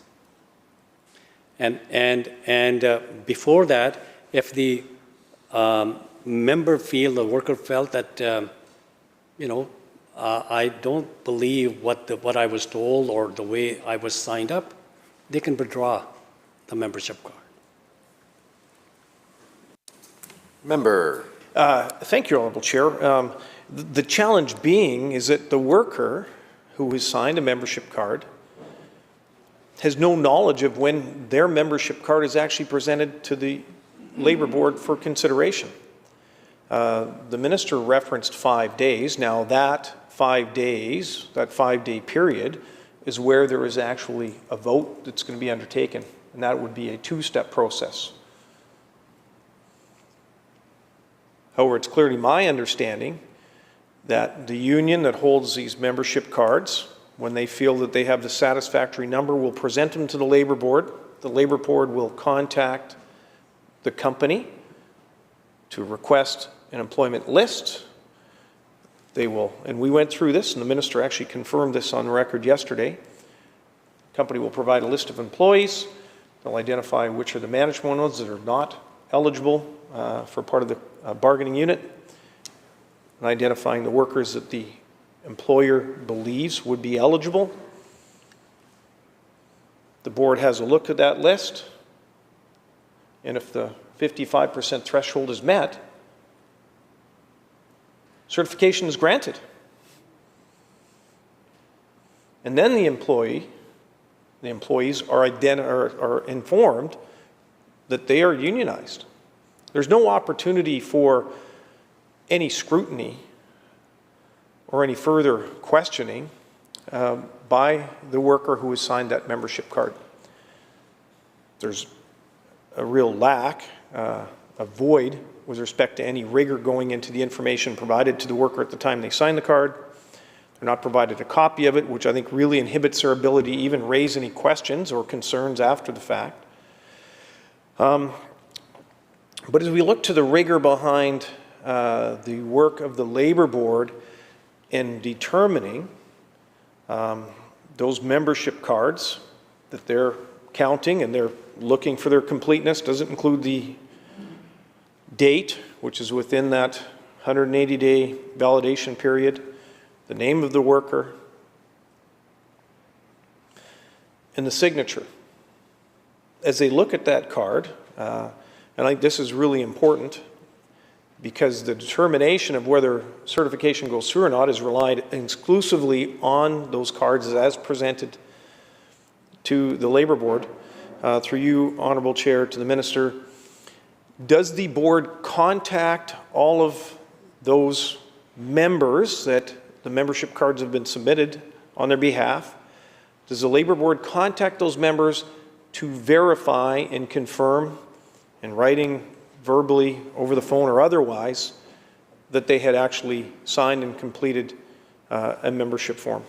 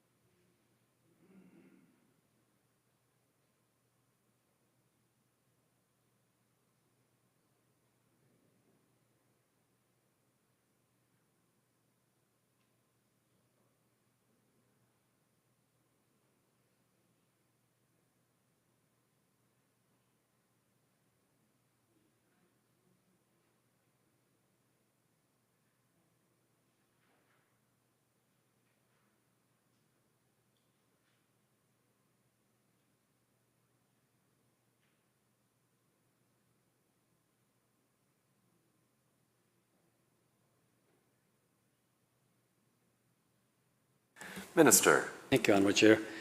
So I will read the process relating to application, which is part of the bill. 22.1, the board must, in respect of application for certification under this part, A, make or cause to be made the examination of records and other inquiries, including the holding of hearings if considers necessary to determine the merit of the application for certification.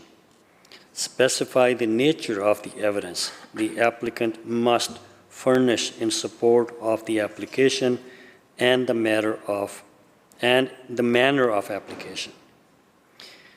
In deciding whether a person is a member in good standing of trade union, the board must decide the question on the basis of membership requirements prescribed in the regulations. So those are the board's requirements. How they do it is left up to the board. Member. Thank you, Honourable Chair. Through you to the Minister. So the board receives these membership applications. They review an employee list. They make the determination, I guess the examination. Through you, Honourable Chair, to the Minister, can the Minister confirm if, at the very least, that the board would make some form of effort to verify that the membership application form, which includes a date, the name of an employee, and the signature, is there any work undertaken by the Labour Board in any way, shape, or form to verify that the signature on those forms and indeed is actually the signature of the member whose name appears on that form? Minister. Honourable Chair, I already answered the question. I read on the record what the board can and must do. Member. Thank you, Honourable Chair. I am aware of labour boards in other parts of Canada that actually go through that process to actually verify that the membership application that is presented before them, that the signature on those forms actually matches up and is verified as being the signature of that actual member. From the Minister's non-answer and failure to respond, I can only surmise, with all due respect to the Labour Board, that there's currently no requirement that the Labour Board verify that the membership certificates that are presented to them by the union, there's no requirement for the Labour Board to take any steps to verify that those membership application forms that are presented by the union, that those are actually, that they actually contain the correct and accurate signature of the member. Minister. Honourable Chair, I answered that question. There is a process relating to application, but the board must, how they do it is left up to the board. And I've answered the question probably more than once. Member. Thank you, Honourable Chair, and I appreciate your latitude in allowing me to make these further inquiries. And this is front and foremost in part of Bill 10, moving away from the secret ballot, the secondary step of gaining an employee's true and accurate belief and feelings with respect to union certification, with that being removed and taken away and stripped from workers. The importance and the rigor, to use the Minister's reference, the rigor around this process of collecting and gaining membership application forms takes on a whole new level of importance. And so, when a membership certificate is presented to the Labour Board, I'm just assuming that the Labour Board takes that on good faith, that membership certificate put in front of them, that the date corresponds with the actual date that the member signed the card, and that the signature is actually directly associated with the member.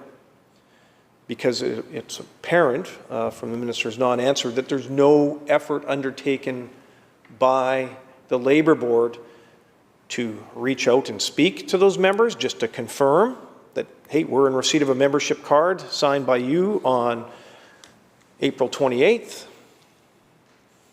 Your name is Henry Ford, and that this application, this membership form in front of me actually is something that you have signed and presented to the union for submission for union certification. That contact with the member is not undertaken by the board, and there's also no requirement for the Labour Board to verify that the signature on that form is actually the signature of the employee.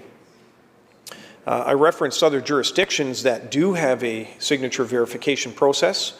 Quite often they will contact the employer and ask for the employer to provide a list of signatures for employees. Just about most companies obtain a signature acknowledging the workers when they actually start working at the organization, that they quite often would, there's a requirement that those signatures be sent in, and that the Labor Board would actually review those signatures in order to verify that the signatures are indeed accurate. So without the rigor of a secondary call by the Labor Board to the member to confirm that they indeed did sign up and want and wish and desire to be a member of that collective bargaining unit, without any level of scrutiny or verification that the signature actually matches that employee, through you, Madam Chair, to the Minister, does the Minister feel that there is the potential opportunity for a card to be filled out and signed by somebody other than whose name actually appears on that card?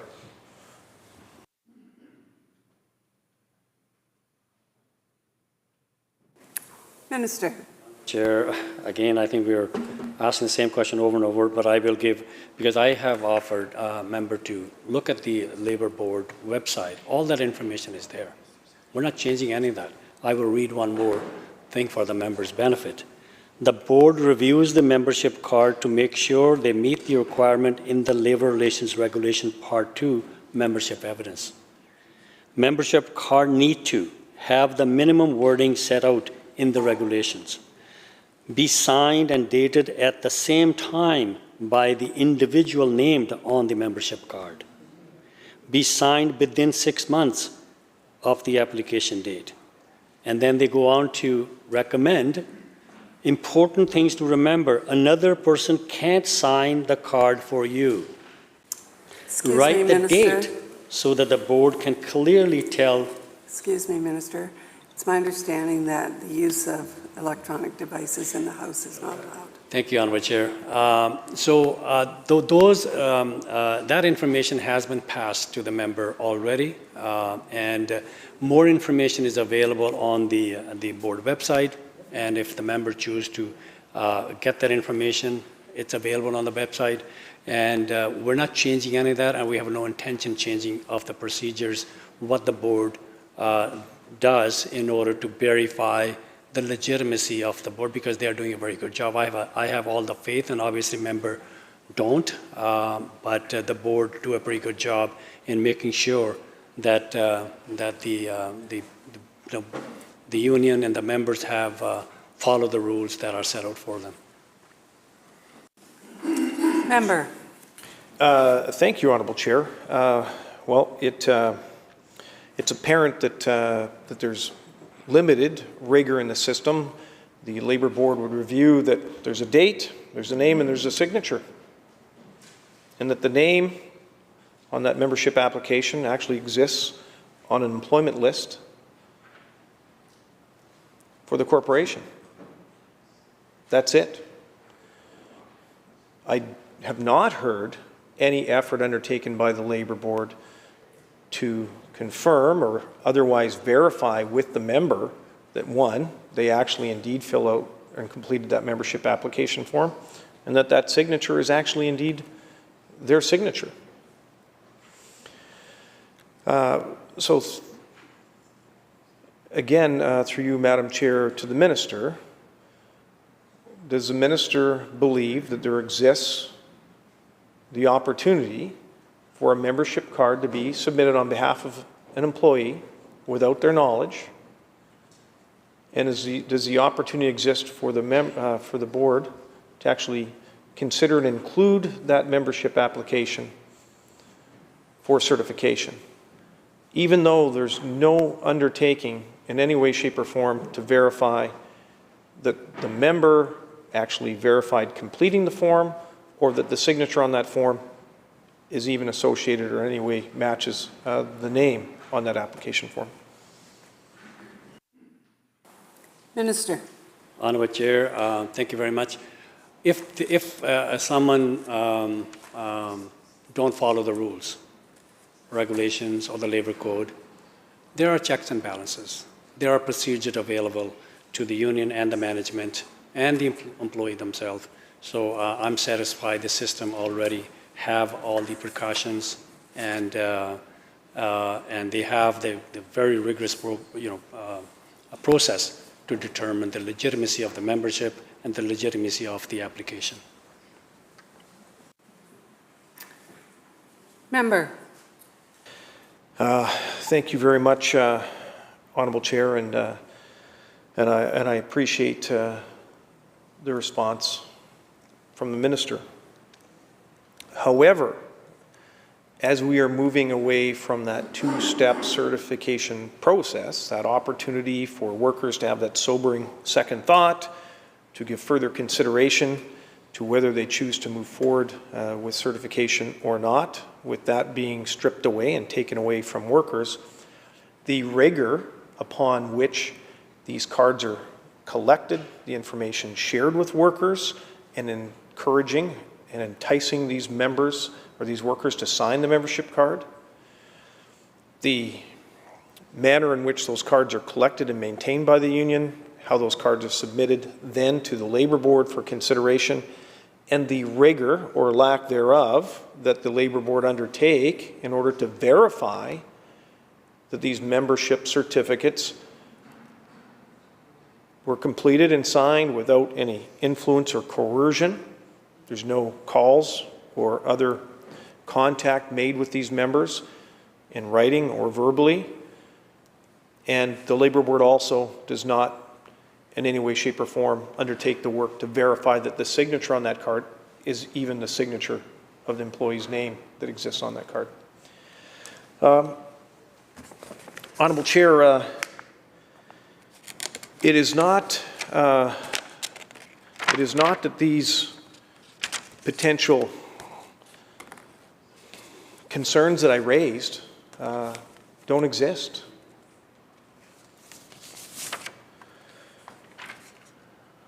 There was a case between R.C. Purdy Chocolates Limited, decision dated January 24th, 2002, case numbers 46439, 46450, and 46456, in which case the concern that I have raised actually occurred. Actually occurred in BC.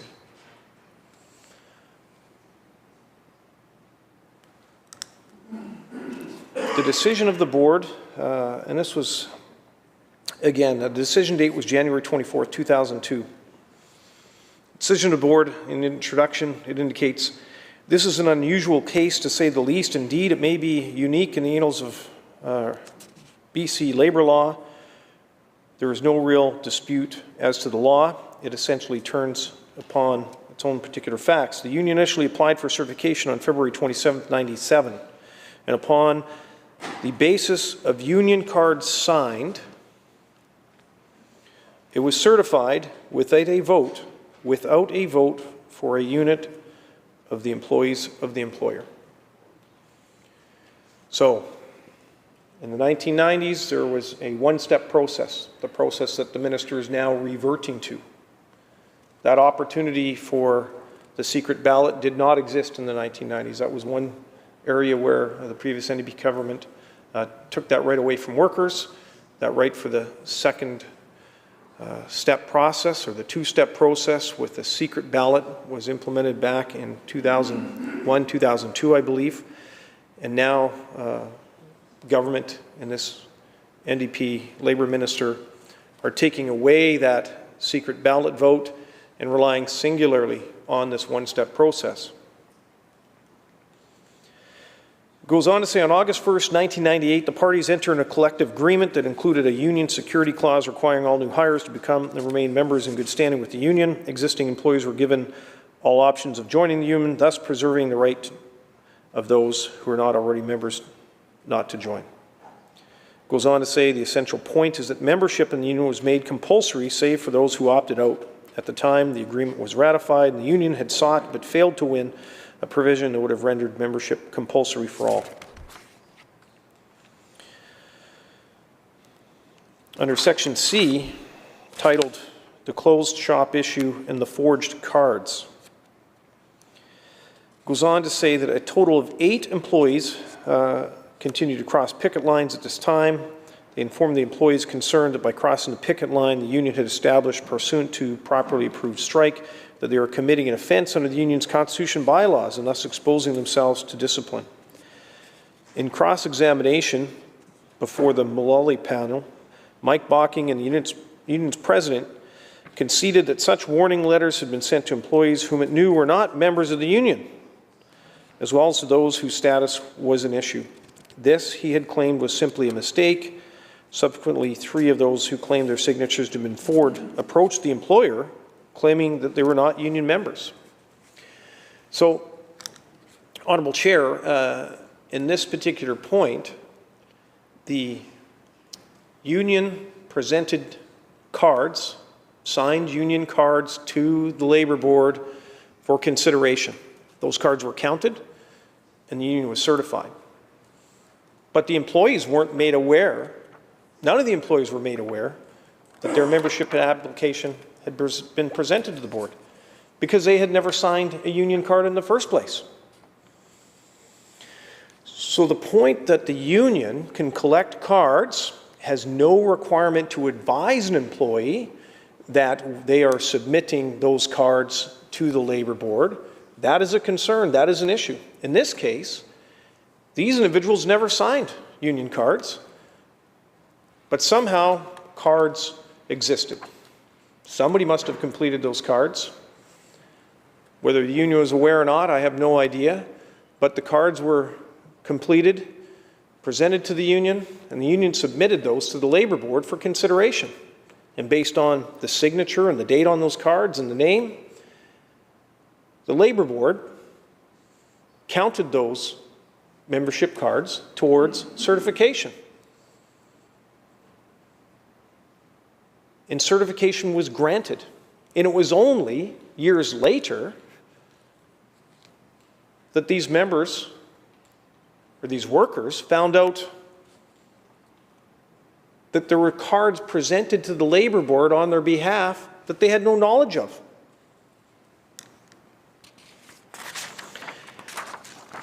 This is where the lack of rigor is very concerning. It goes on to say, under Section 10,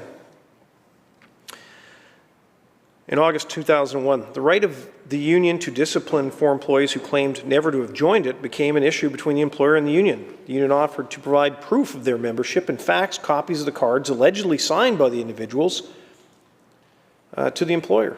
The employees claimed that the signatures were forged, and this in turn led to applications by the employer on August 24, 2001, and by certain employees on August 31st, seeking, inter alia, reconsideration of the board's original decision to decertify the union.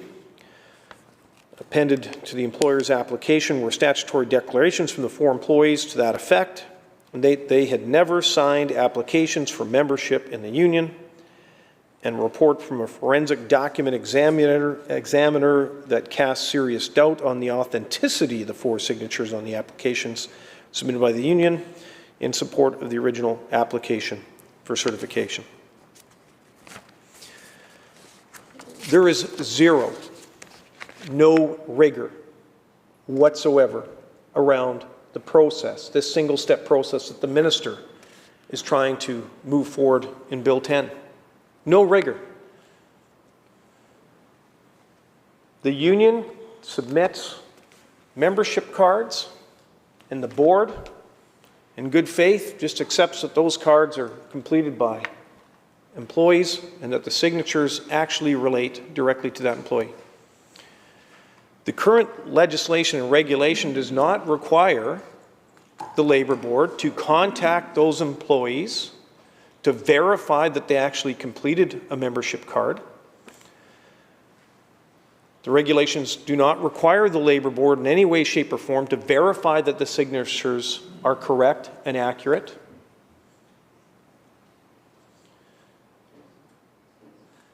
The minister referenced the rigor around this one-step, single-step process. There is no rigor. There's no way that British Columbians are buying it. It is extremely unfortunate, and I'm not making this up. This is a documented case with a ruling from the Labour Board with clear evidence where forged membership application forms were utilized in order to certify a union. The members were not even notified that applications under their name were even submitted to the Labour Board for consideration. That's a significant problem. Now, I appreciate in 2001, 2002, the second step process was reestablished, providing that opportunity for workers to give a sobering second thought. And the reason why I think we have seen a failure of certification when it comes to the secret ballot is for that very reason. The opportunity exists for membership applications to be submitted to the board without the knowledge of the employees on whose name actually exists on that application form.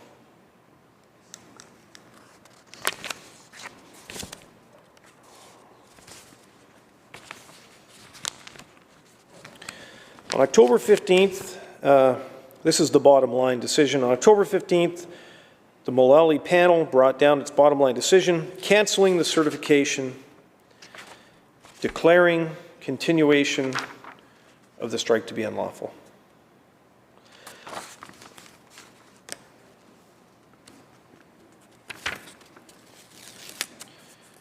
Honourable Chair, this is important stuff.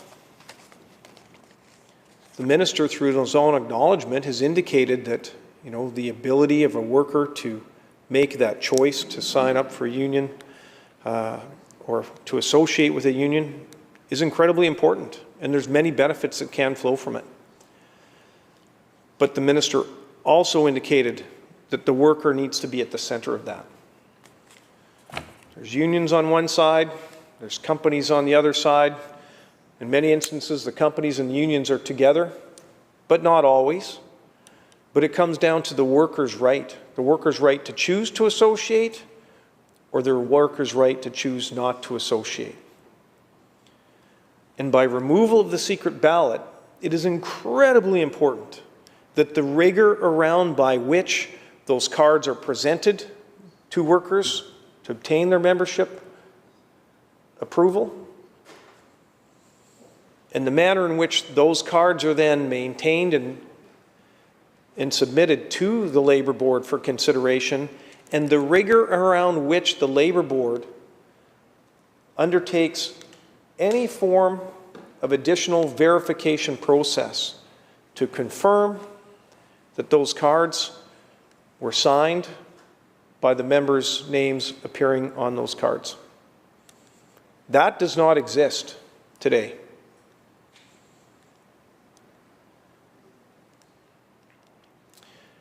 Through you, Honourable Chair, I certainly look forward to any commentary or any additional information that the Minister might be able to provide that would give British Columbians any semblance of confidence with respect to the process that the Minister is looking at us moving towards today. Minister. Thank you, Honourable Chair. There was all commentary, nothing to do with the bill before us or the content of the bill.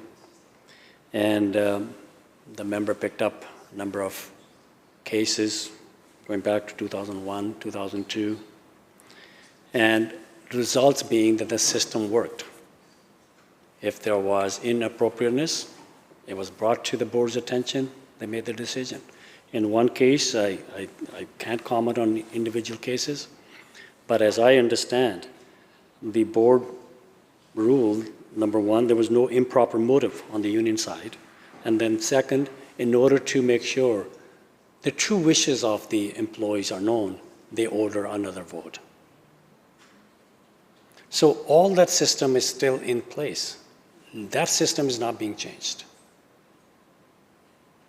And there are certain requirements. And I can tell you, again, if the board is satisfied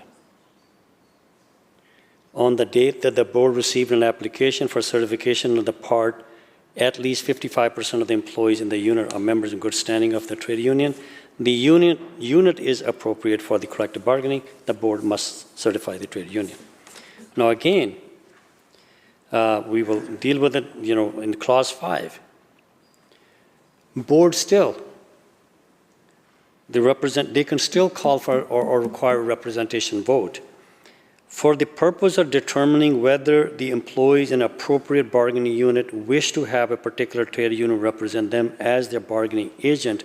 The board may order that a representation vote be taken in accordance with the regulations among the employees in the unit. So, but the board, the point I'm making here is that we've been canvassing for the last couple of days now that the board is already set up to have all the checks and balances, to ensure that the union and the employer follow the code and the regulations, that the cards were collected through legal means, and they are the true reflection of the wish of that employee.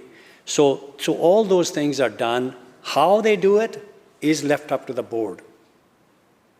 And I have no intention of changing any of that process. And all we are doing is, we are right now bringing legislation to make these changes that are before us. And how the board operate in order to implement these changes is left up to them then. There are regulations already in place, how they satisfy themselves that the legitimacy of the application, including the legitimacy of the members and how they were, membership cards were collected. So all that is left up to the board, and I have full confidence in the board. They will continue to do a good job, and I have a good faith in them. Member. Thank you, Honourable Chair. I do not share the member's confidence. There are no checks and balances. And I in no way mean to impugn the work of union organizers. I've got friends, actually, that undertake that work. And I certainly appreciate the professionalism that they have in their given trade and the role that they do. But as the minister has confirmed and admitted to this House, that membership cards can be signed up by anyone.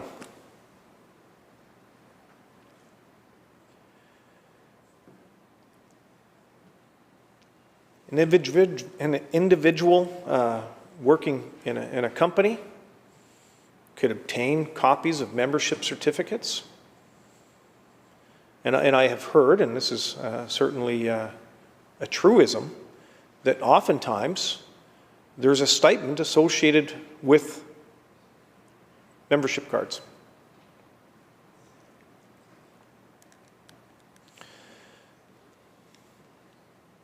So it's not unreasonable to think that an employee or an individual could go and collect a name and a signature, forged or otherwise, and submit that membership form to a union organizer.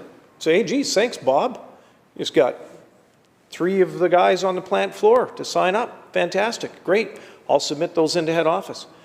There's no rigor that the union undertake, no requirement for them to reach out and speak to those employees individually to verify that, hey, Ted Williams, is that actually your signature?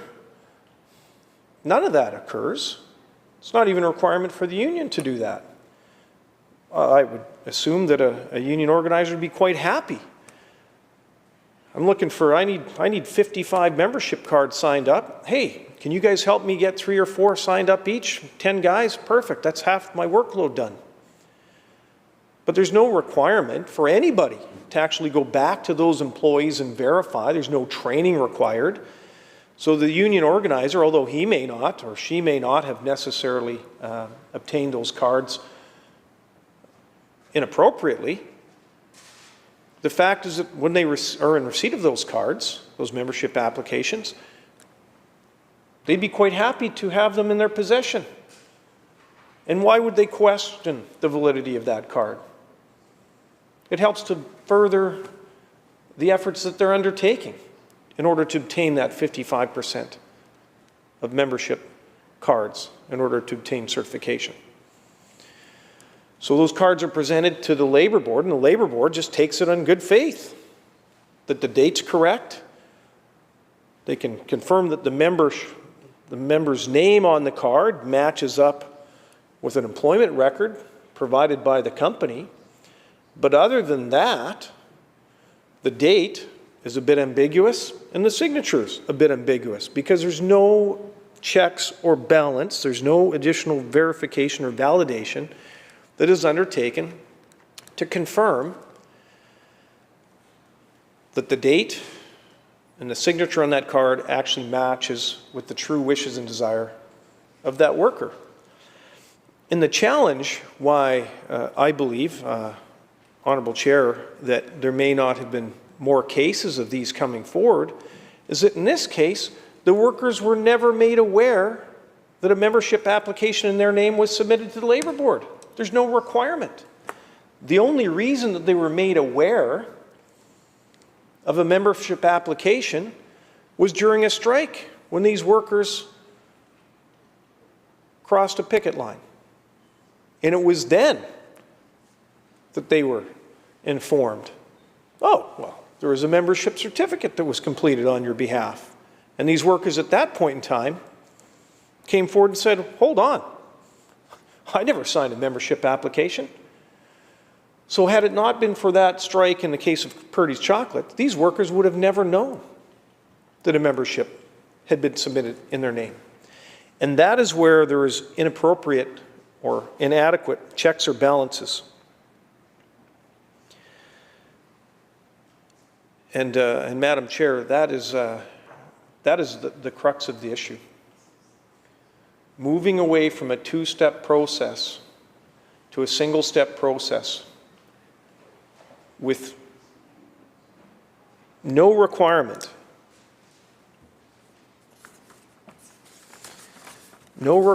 for any training, no requirement for any registration of those that might be even eligible or able or adequately knowledgeable enough to even answer any questions that might be posed by the workers.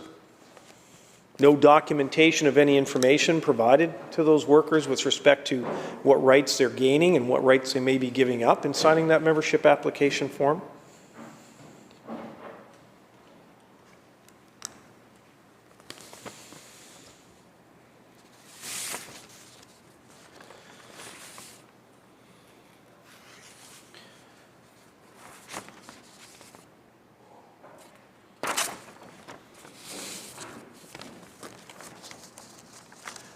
I really fail to understand how British Columbians or members of this House can have any confidence in this lack of process. The members aren't even provided with a copy of the form they are proposed to have signed. Their ability to even raise any questions or concerns with respect to the date of that membership application. How can they raise that concern after the fact when they aren't provided with a copy of the original that they are requested to sign in gaining that membership? So, Honourable Chair, I certainly hope that the Minister may reconsider. The Minister indicated that he has no intention of changing the process. Well, the process is grossly inadequate. And so I truly do hope, Honourable Chair, with keeping the workers and respecting the rights of workers and ensuring that their decisions accurately reflect their choice and their decisions, and that the Labour Board take that additional step that verification process, to reach out to the members to confirm and verify that yes, they indeed did complete an application form, and yes, indeed, that is indeed their signature, and that they actually truly do wish to move forward. But without that extra verification or validation, I certainly fail to understand how the minister feels that there would be any confidence in this House with respect to stripping workers the right for that sobering second thought and making their final determination and decision through a secret ballot process.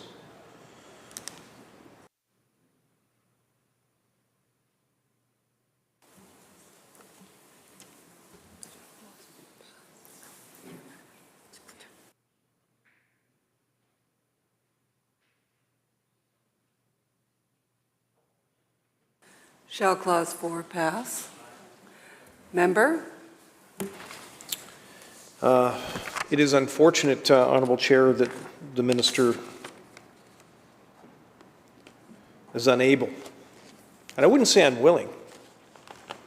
I believe that the Minister is unable to provide that confidence to this House, that the current process around verification of that single-step card check union certification process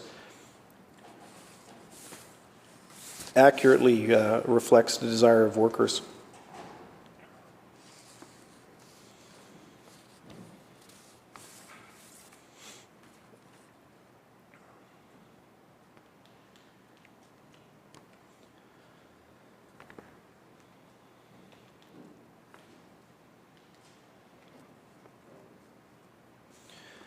Honourable Chair, through you to the Minister, we talk about workers' rights and workers' wishes.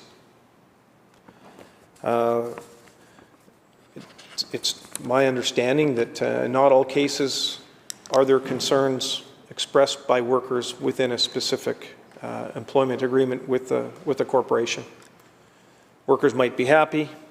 There's always going to be quibbles with employment on any given day of the year over the course of a year. I'm sure there's occasion where nobody really likes their boss too much. Maybe the minister may not be totally enamored with his boss on every given day of the year. But that doesn't necessarily mean that the minister is going to sign up a membership card with a different political party.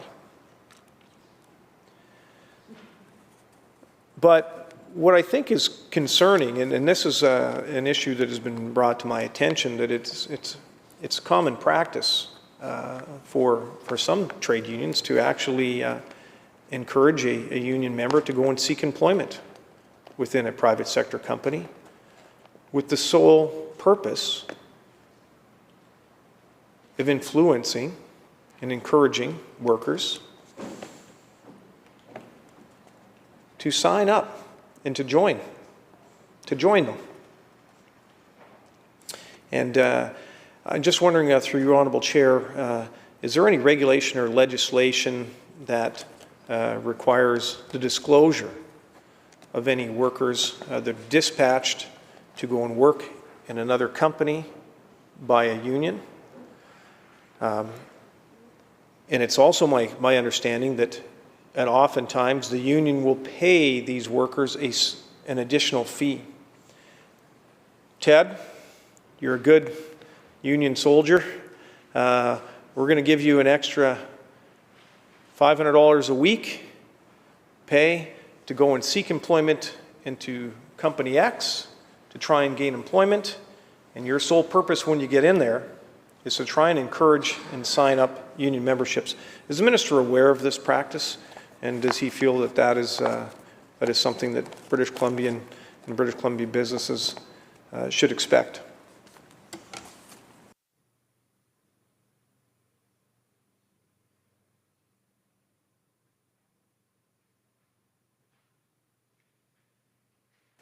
Minister?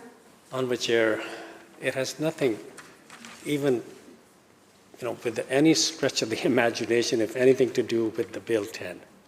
What unions do by dispatching their members to non-union operation to somehow, hopefully, that they will organize them into the union, and nothing to do with the bill that is before us. If there are concerns, the members should raise them with the Labor Board. Member? Thank you, Honourable Chair. The Minister has referenced many times the 2018 report entitled Recommendations for Amendments to the Labour Code Relations Code, or the Labour Relations Code, recommending that the secret ballot vote be retained, providing there are sufficient measures to ensure the exercise of employee choice is fully protected and fully remediated in the event of unlawful interference.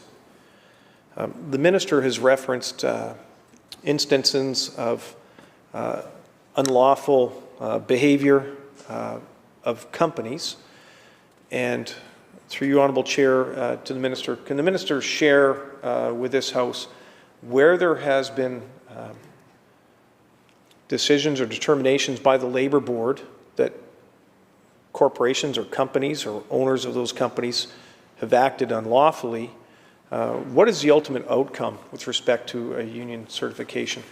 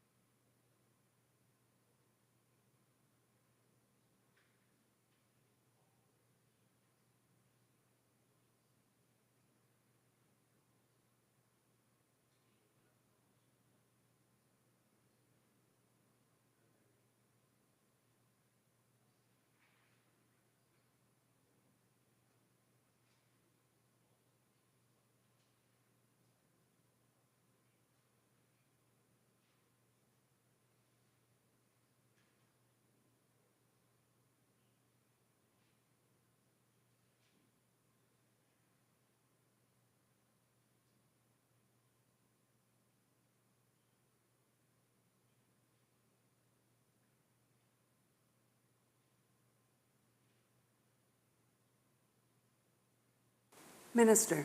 Thank you, Honourable Chair. This is what the requirement and the code and the regulations require, and there are some explanation to that. Employers, unions, and individuals can be guilty of coercive and intimidating conduct. If they are guilty, it is an unfair labor practice. Coercion and intimidation include things like force or threats. The board will look at all the circumstances surrounding the conduct to decide whether it was likely to have unlawfully influenced an employee's right to choose whether to become or to stay a union member. And then they have at their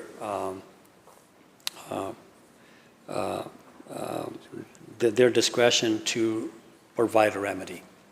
And one of them may be remedial certification. So they have, under the code, a number of discretionary powers, or going through the hearings, and evidences are presented, and if they are satisfied one way or the other, and then the decision is made by the board at the end of the day. Member. Thank you, Honourable Chair, and I appreciate the response from the Minister. So the coercion is more where there's force or threats.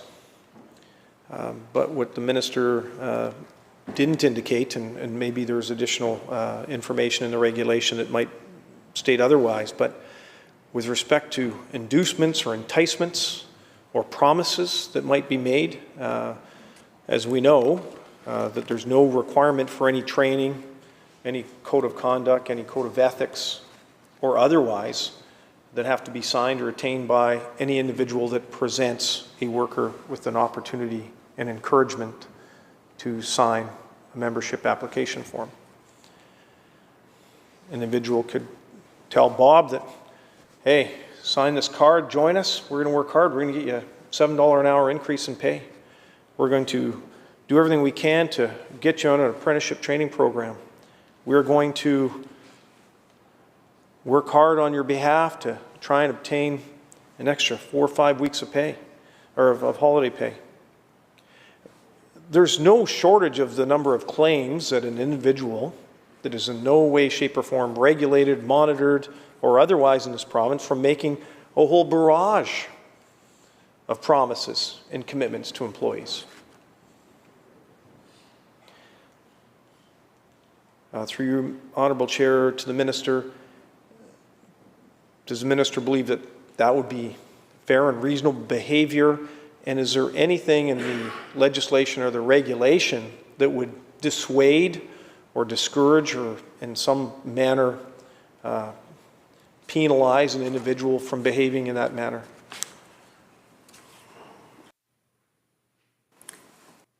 Minister. Thank you, Honourable Chair. It is a different time, but the same question. And the question was asked, and it was answered more than once. Member. Thank you, Honourable Chair. Unfortunately, the Minister did not answer.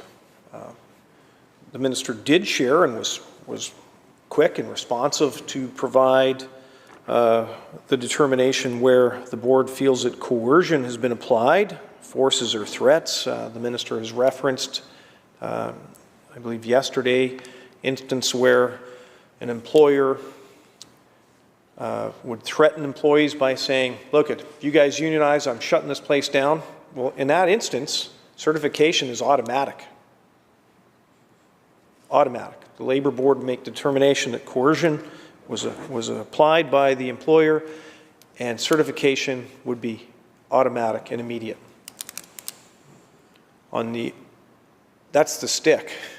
On the other side of the equation, there seems to be no limitations around the carrot or the promises that might be made to workers. There's no code of conduct, no code of ethics, no training required. Any individual in British Columbia can approach a worker and say, hey, Bob, join me. Sign this membership card. We're all going to do well. You sign this card and stick with me, and if we get enough of these cards signed, I'm going to get an extra $7 an hour, a wage increase. There's nothing in the regulation or in the legislation that limits that behavior. And if I'm incorrect, I certainly hope that the Minister will correct me and provide some confidence to this House that inducements or enticements or promises that are made are in any way, shape, or form not permissible under either the current legislation or regulation. Minister. Honourable Chair, I have answered that question, so more than once.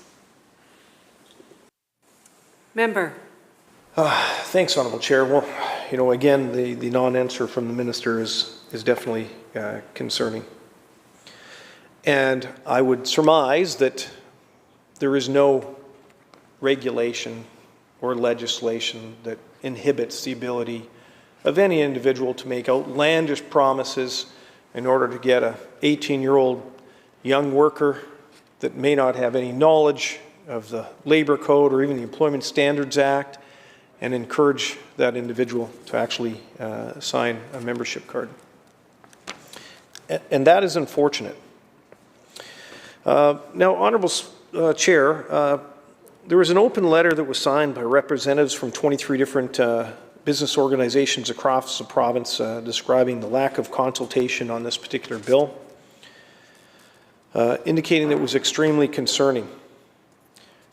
Through you, Honourable Chair, to the Minister, can the Minister advise this House what consultation was undertaken with respect to the current decision to remove the secret ballot from union certification?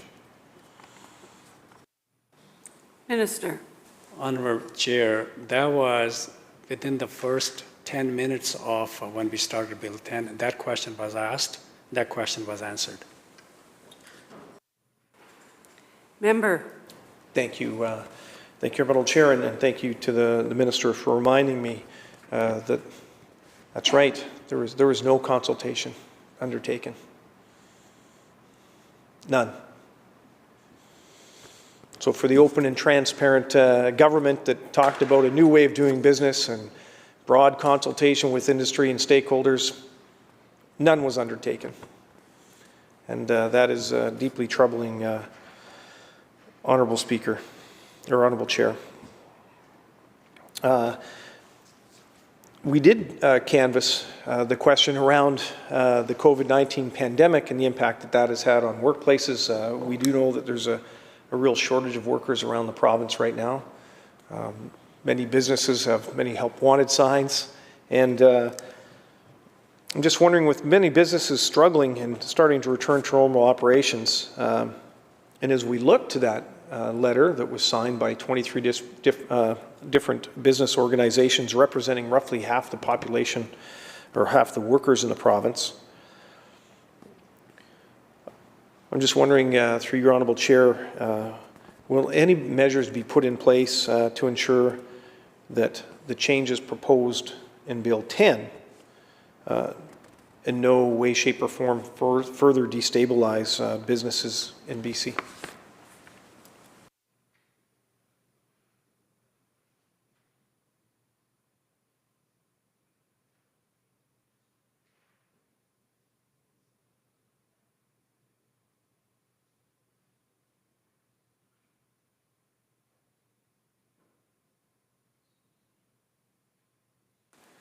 Minister. Honourable Chair, again, I answer the question, and let me go back to the real reason behind Bill 10.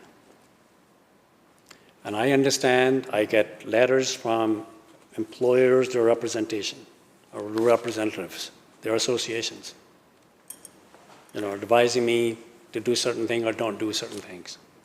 Then I have meetings and letters from other side, the workers and their representatives, advising me to do certain things, not to do certain things. So as a government, we make a decision that we believe is balanced. Coming back to Bill 10, it is not about employers, and member have repeated my line time and again. It's not about employers, it's not about unions. It is about worker. British Columbians having to have the right to exercise their right to association that is enshrined in Canadian Constitution, Charter rights and freedom. And that right they should be able to exercise without any roadblocks or interference by anybody. That's what this bill is all about. Of course, employers are concerned when their employee decide to unionize. But on the other hand, the employees of that particular employer also have certain rights and desires. Their desire to bargain collectively, having the right to have a voice, collective voice, about their health and safety, about having the ability to bargain good wages and benefit and working conditions. Those are the interests. And coming to a decision as a government, it always goes back to the rights of individual, right to association. That's what Bill 10 is all about. And it's not easier under Bill 10 to form union. And I've explained that to the member before. It is about worker exercising their right without any intimidation, interference, and any roadblocks. That's what this is all about. Member. Sorry, Madam Chair, I can't help myself. But the piece that and I certainly appreciate, and I think all members appreciate, the right for workers to choose to associate. Workers also, though, have the right to choose not to associate, and workers also are entitled to ensure that if somebody, or a union or otherwise, is utilizing their name on an application to be submitted to the Labor Board for union certification, that that individual has the right to be provided a copy of that membership application, has a right to be forewarned and told at the time that their membership application is submitted to the Labor Board for consideration. And that worker also has the right, and I think it expects the obligation of this government and the Labor Board, to further verify and reach out and contact that worker to confirm and validate and ensure that the application before the Labor Board, which they are utilizing to determine certification, was actually completed by that employee.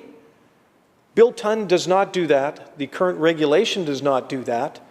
And workers, I feel, are actually absolutely being stripped and denied their opportunity with respect to exerting their choice whether to choose to associate or not, because the rigor by which the minister has referenced over and over again does not exist. There's no checks and balances. So, Honourable Speaker, I am extremely troubled, and I hope that, that members that may be watching from home are also troubled and concerned. I got to admit, I had never looked at all of the details around the lack of process, the lack of policy undertaken by the Labor Board in determining union certification. I'm absolutely surprised, and I got to admit that the level of effort that's even undertaken to provide some basic level of training to a server that might want to be selling a beer to somebody of legal age is a higher level of interest on governments than it is for a member to be approaching and enticing and inducing and encouraging a worker to sign a membership card. There's zero level of interest by this government. There's zero level of regulation or commitment by this government to provide even the most basic level of training and confidence so that a worker who is approached by an individual and encouraged and enticed and induced into signing a membership form, that they're actually told the truth and all of the facts associated with the rights that they may gain and the rights that they also are going to lose. And for that, Madam Chair, I'm deeply troubled. Shall Clause 4 pass? No. Division. Division's been called.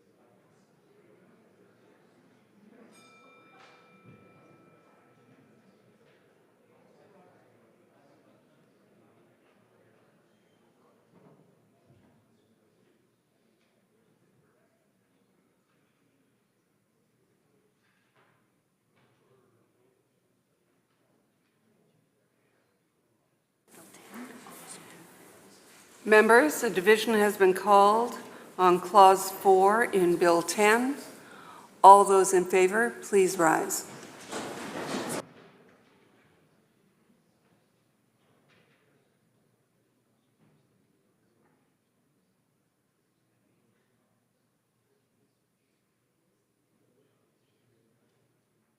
Thank you, members. All those opposed, please rise.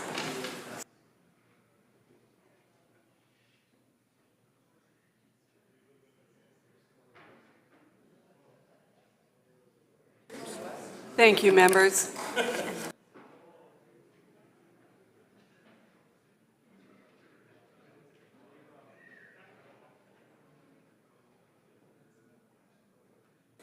And now those voting virtually. Madam Clerk? Mr. Deeth? I vote aye. Mr. Russell? I vote aye. Thank you. And Ms. Watt?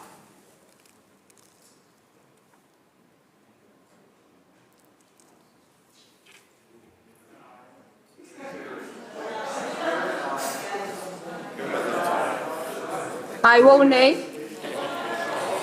Thank you.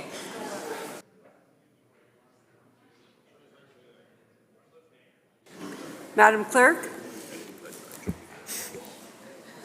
Those voting aye: Rice, Walker, Babchuck, Simons, Bear, Mark, Kang, Baines, Cullen, Ma, Chow, Singh, Russell, Starchuk, Anderson, Donnelly, Bailey, Lohr, Alexis, Routley, Heyman, Conroy, Farnworth, Horgan, Robinson, Eby, Dix, Osborne, Fleming, Chen, Rankin, Ralston, Sharma, Padden, Sandhu, Elmore, Brar, Begg, Singh, Deeth, Sims, Green, Chant, Leonard, Coulter, Glumac, Yao, Dykeman, Mercier, Firstenow, and Olson, 51. Those voting nay: Dirksen, Millibar, Stone, Bond, Halford, DeYoung, Ross, Oakes, Payton, Sturdy, Klovchuk, Rustad, Kylo, Morris, Watt, Lee, Merrifield, Stewart, Shapitka, Letnick, Banman, and Ashton, 22.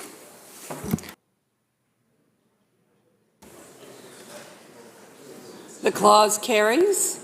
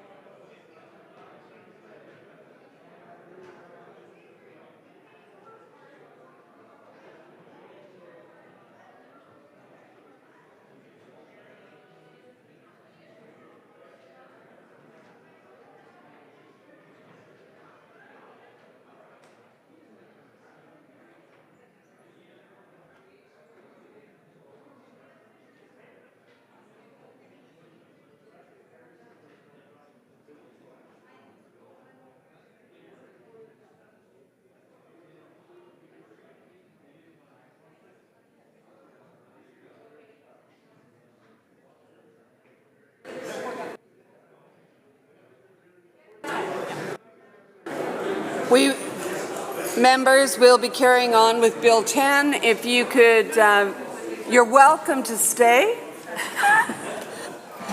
but we'd appreciate it if you could vacate in an orderly way.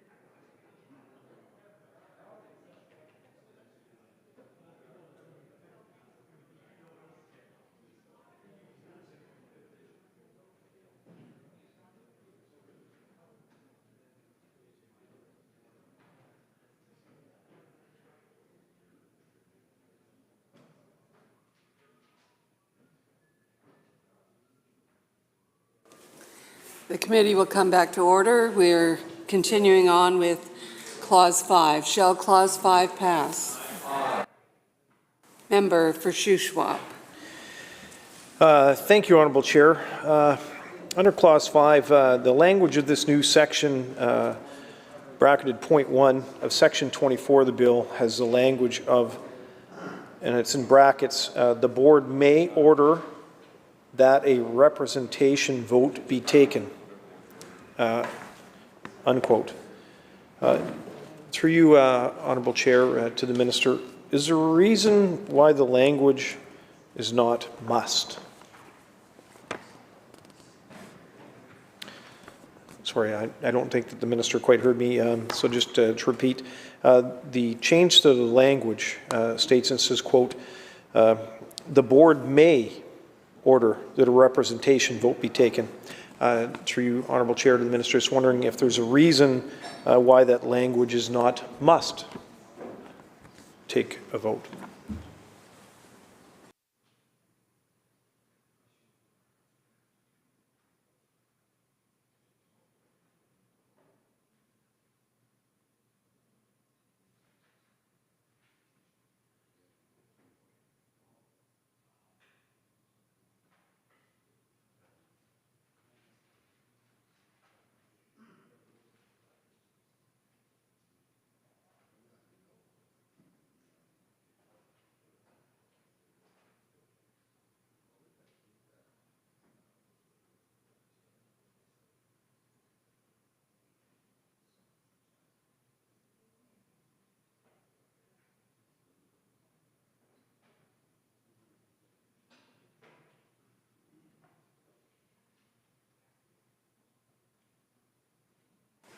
Minister. Thank you, Honourable Chair.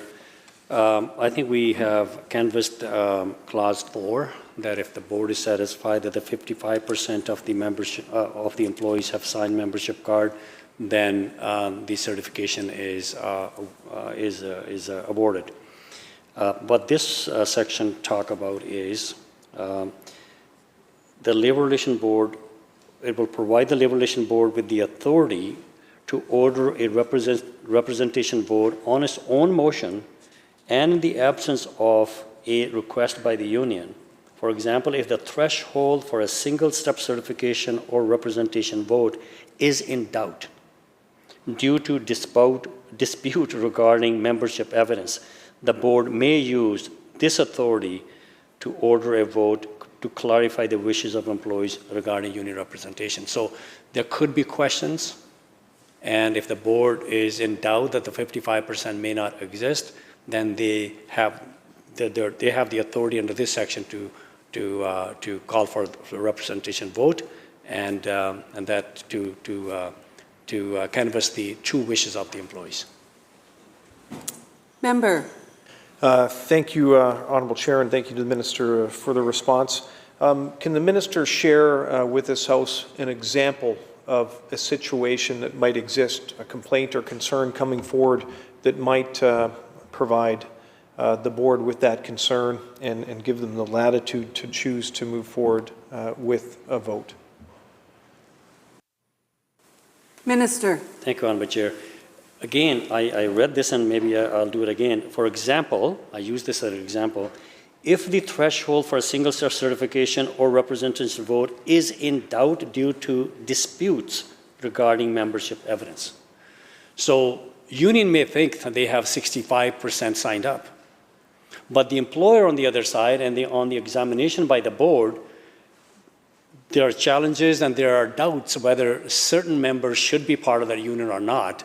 And if it's, board decide that it is a question of whether they have a 55% or not, then they have the authority to call representation vote. Member. Thank you, Honourable Chair, and I appreciate that additional clarification from the Minister. As we canvassed many questions during Clause 4, one of the concerns that I raised was the potential for a membership application card to be in question.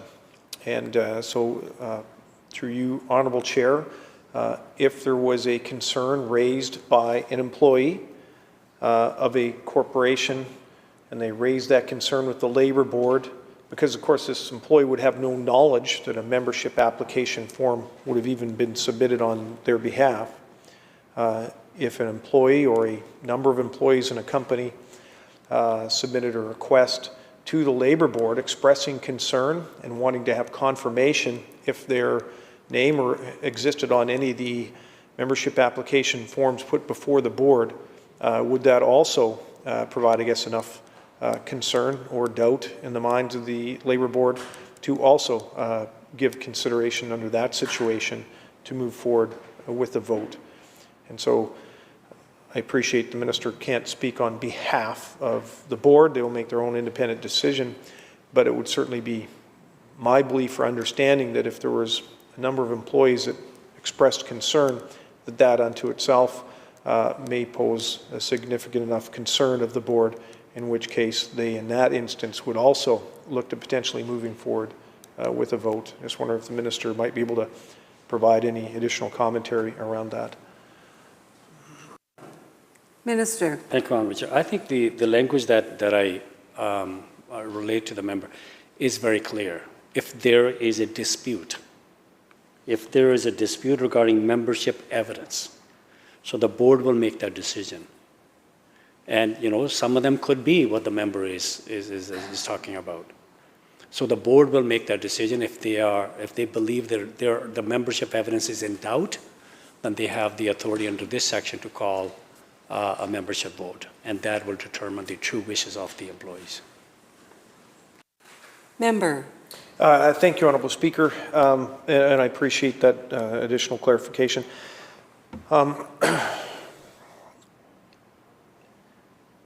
In the instance of membership applications being presented to the board for their consideration, there's no requirement for either the union organization or the labor board to reach out and notify all of those members of which those applications are before them. And so my belief or my understanding is at this point that the only notification, the only time that an employee would even know that there was a potential vote being undertaken and a card in their name being considered for consideration would be when the labor board reaches out to the corporation or the company and seeks a list of employees. So through you, Madam Chair, to the Minister, can the Minister just confirm that the Labor Board's single, sole, and only requirement to notify, I guess, the organization that a union certification consideration is underway would be when the Labor Board reaches out to the corporation asking and seeking a copy of their employment list?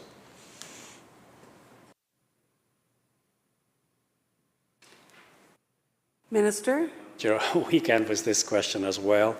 The question was asked, question was answered. When the application for certification by union is made at the labor board then advised the employer. Member. Thank you, Honourable Chair. The concern I think that I have is that there's no obligation or requirement for the labor board to notify workers that they are in consideration of a certification count, I guess initially, and yet to be determined whether it would go to a vote or not. But the employees working for a corporation would have no knowledge that the union has submitted membership cards for consideration of the labor board. The company may have no knowledge that this union drive is even underway, and certainly would not, I'm sure, be told by the union organization that cards are being submitted on August 5th for the consideration of the board. So neither the workers know, nor does the corporation know. And what I'm trying to have a better understanding of is what is the requirement of the labor board to notify the corporation that a certification card check consideration is underway. Is that a phone call? Is that a email? Is it by registered mail? I guess I'm just trying to clearly understand, because it is important in that for workers in a corporation, if there's any concern with respect to memberships that might be presented for Labor Board consideration, it's really important that the members or workers in that corporation know what's happening. And as the minister has already confirmed, there's no requirement or obligation of either the union or the Labor Board to notify all of those workers that may be impacted by this certification consideration that's underway. And so I'm trying to better understand what is the notification requirement. And the minister has referenced in previous answers that the Labor Board would reach out to the company in order to obtain an employment list. Just wonder if the minister can share with more specificity what that request looks like. Is it a phone call where maybe a list is faxed in? Is it a contact directly maybe with the legal firm that's representing the company? Is it a letter? Is it a certified letter? Just trying to better understand how the corporation is notified that the Labor Board is currently in the process of consideration of a certification application.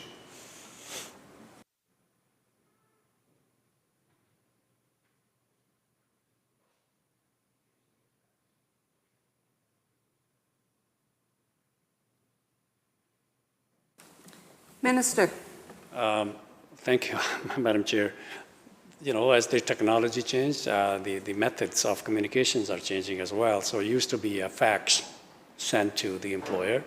Now, my understanding is that do it electronically. So they are advised that certain union has applied to represent, or your employees. So. Member. Thank you, Honourable Chair. So the notification to the corporation could come in various forms. Could be a fax, might be an email. I guess as further, confirmation of that through your Honourable Chair to the Minister, is that the only obligation of the Labor Board, is just to send out that fax or that email transmission to notify the company? Or is there a requirement for a signing officer of that corporation to acknowledge receipt of that notification and provide that employment list with full knowledge of the signing officers of the company? And the reason I'm asking for this clarification, Honourable Chair, is that I could certainly see the instance where the Labor Board sends a fax or an email off to a company notifying them of the existence of this potential union certification consideration. It might end up on the desk of maybe not an actual owner of the company or a signing officer of the company. It could end up on an HR desk, and an HR clerk might quite dutifully provide an employment list and send that off to the Labor Board. And that could potentially occur without the full knowledge of the actual ownership or signing officers of the company. I'm just wondering what rigor is actually undertaken in that process. Is there a requirement by the Labor Board that an officer duly assigned and charged by the corporation has to sign and acknowledge and accept the fact that, yes, they were duly notified of this certification consideration that's being undertaken? Minister. Honourable Chair, these are internal operations of the board, and their responsibility to ensure that the responsible person in the employer side knows, because then they have to make arrangement to get the employee's record. And so that conversation and the communication between the board and the appropriate company officials takes place, but I'm not privy to how they do it. It's the board's responsibility to ensure that the employer knows, and then also to do their complete their task to ensuring the appropriateness of the unit, they need to make arrangement to look at the payroll record. It could be done electronically. I don't know. I'm not, doing their operational things. That they do it among themselves. So that's how they operate, and I'll leave it up to the board. And I have not. I don't have, all the small details of how the board operate in carrying out their duties under the Labor Code. Madam Speaker, noting the hour, I move that the committee rise, report progress, and ask leave to sit again. You've heard the question. All those in favor say aye. All those opposed, nay. Motion is carried. The committee is adjourned.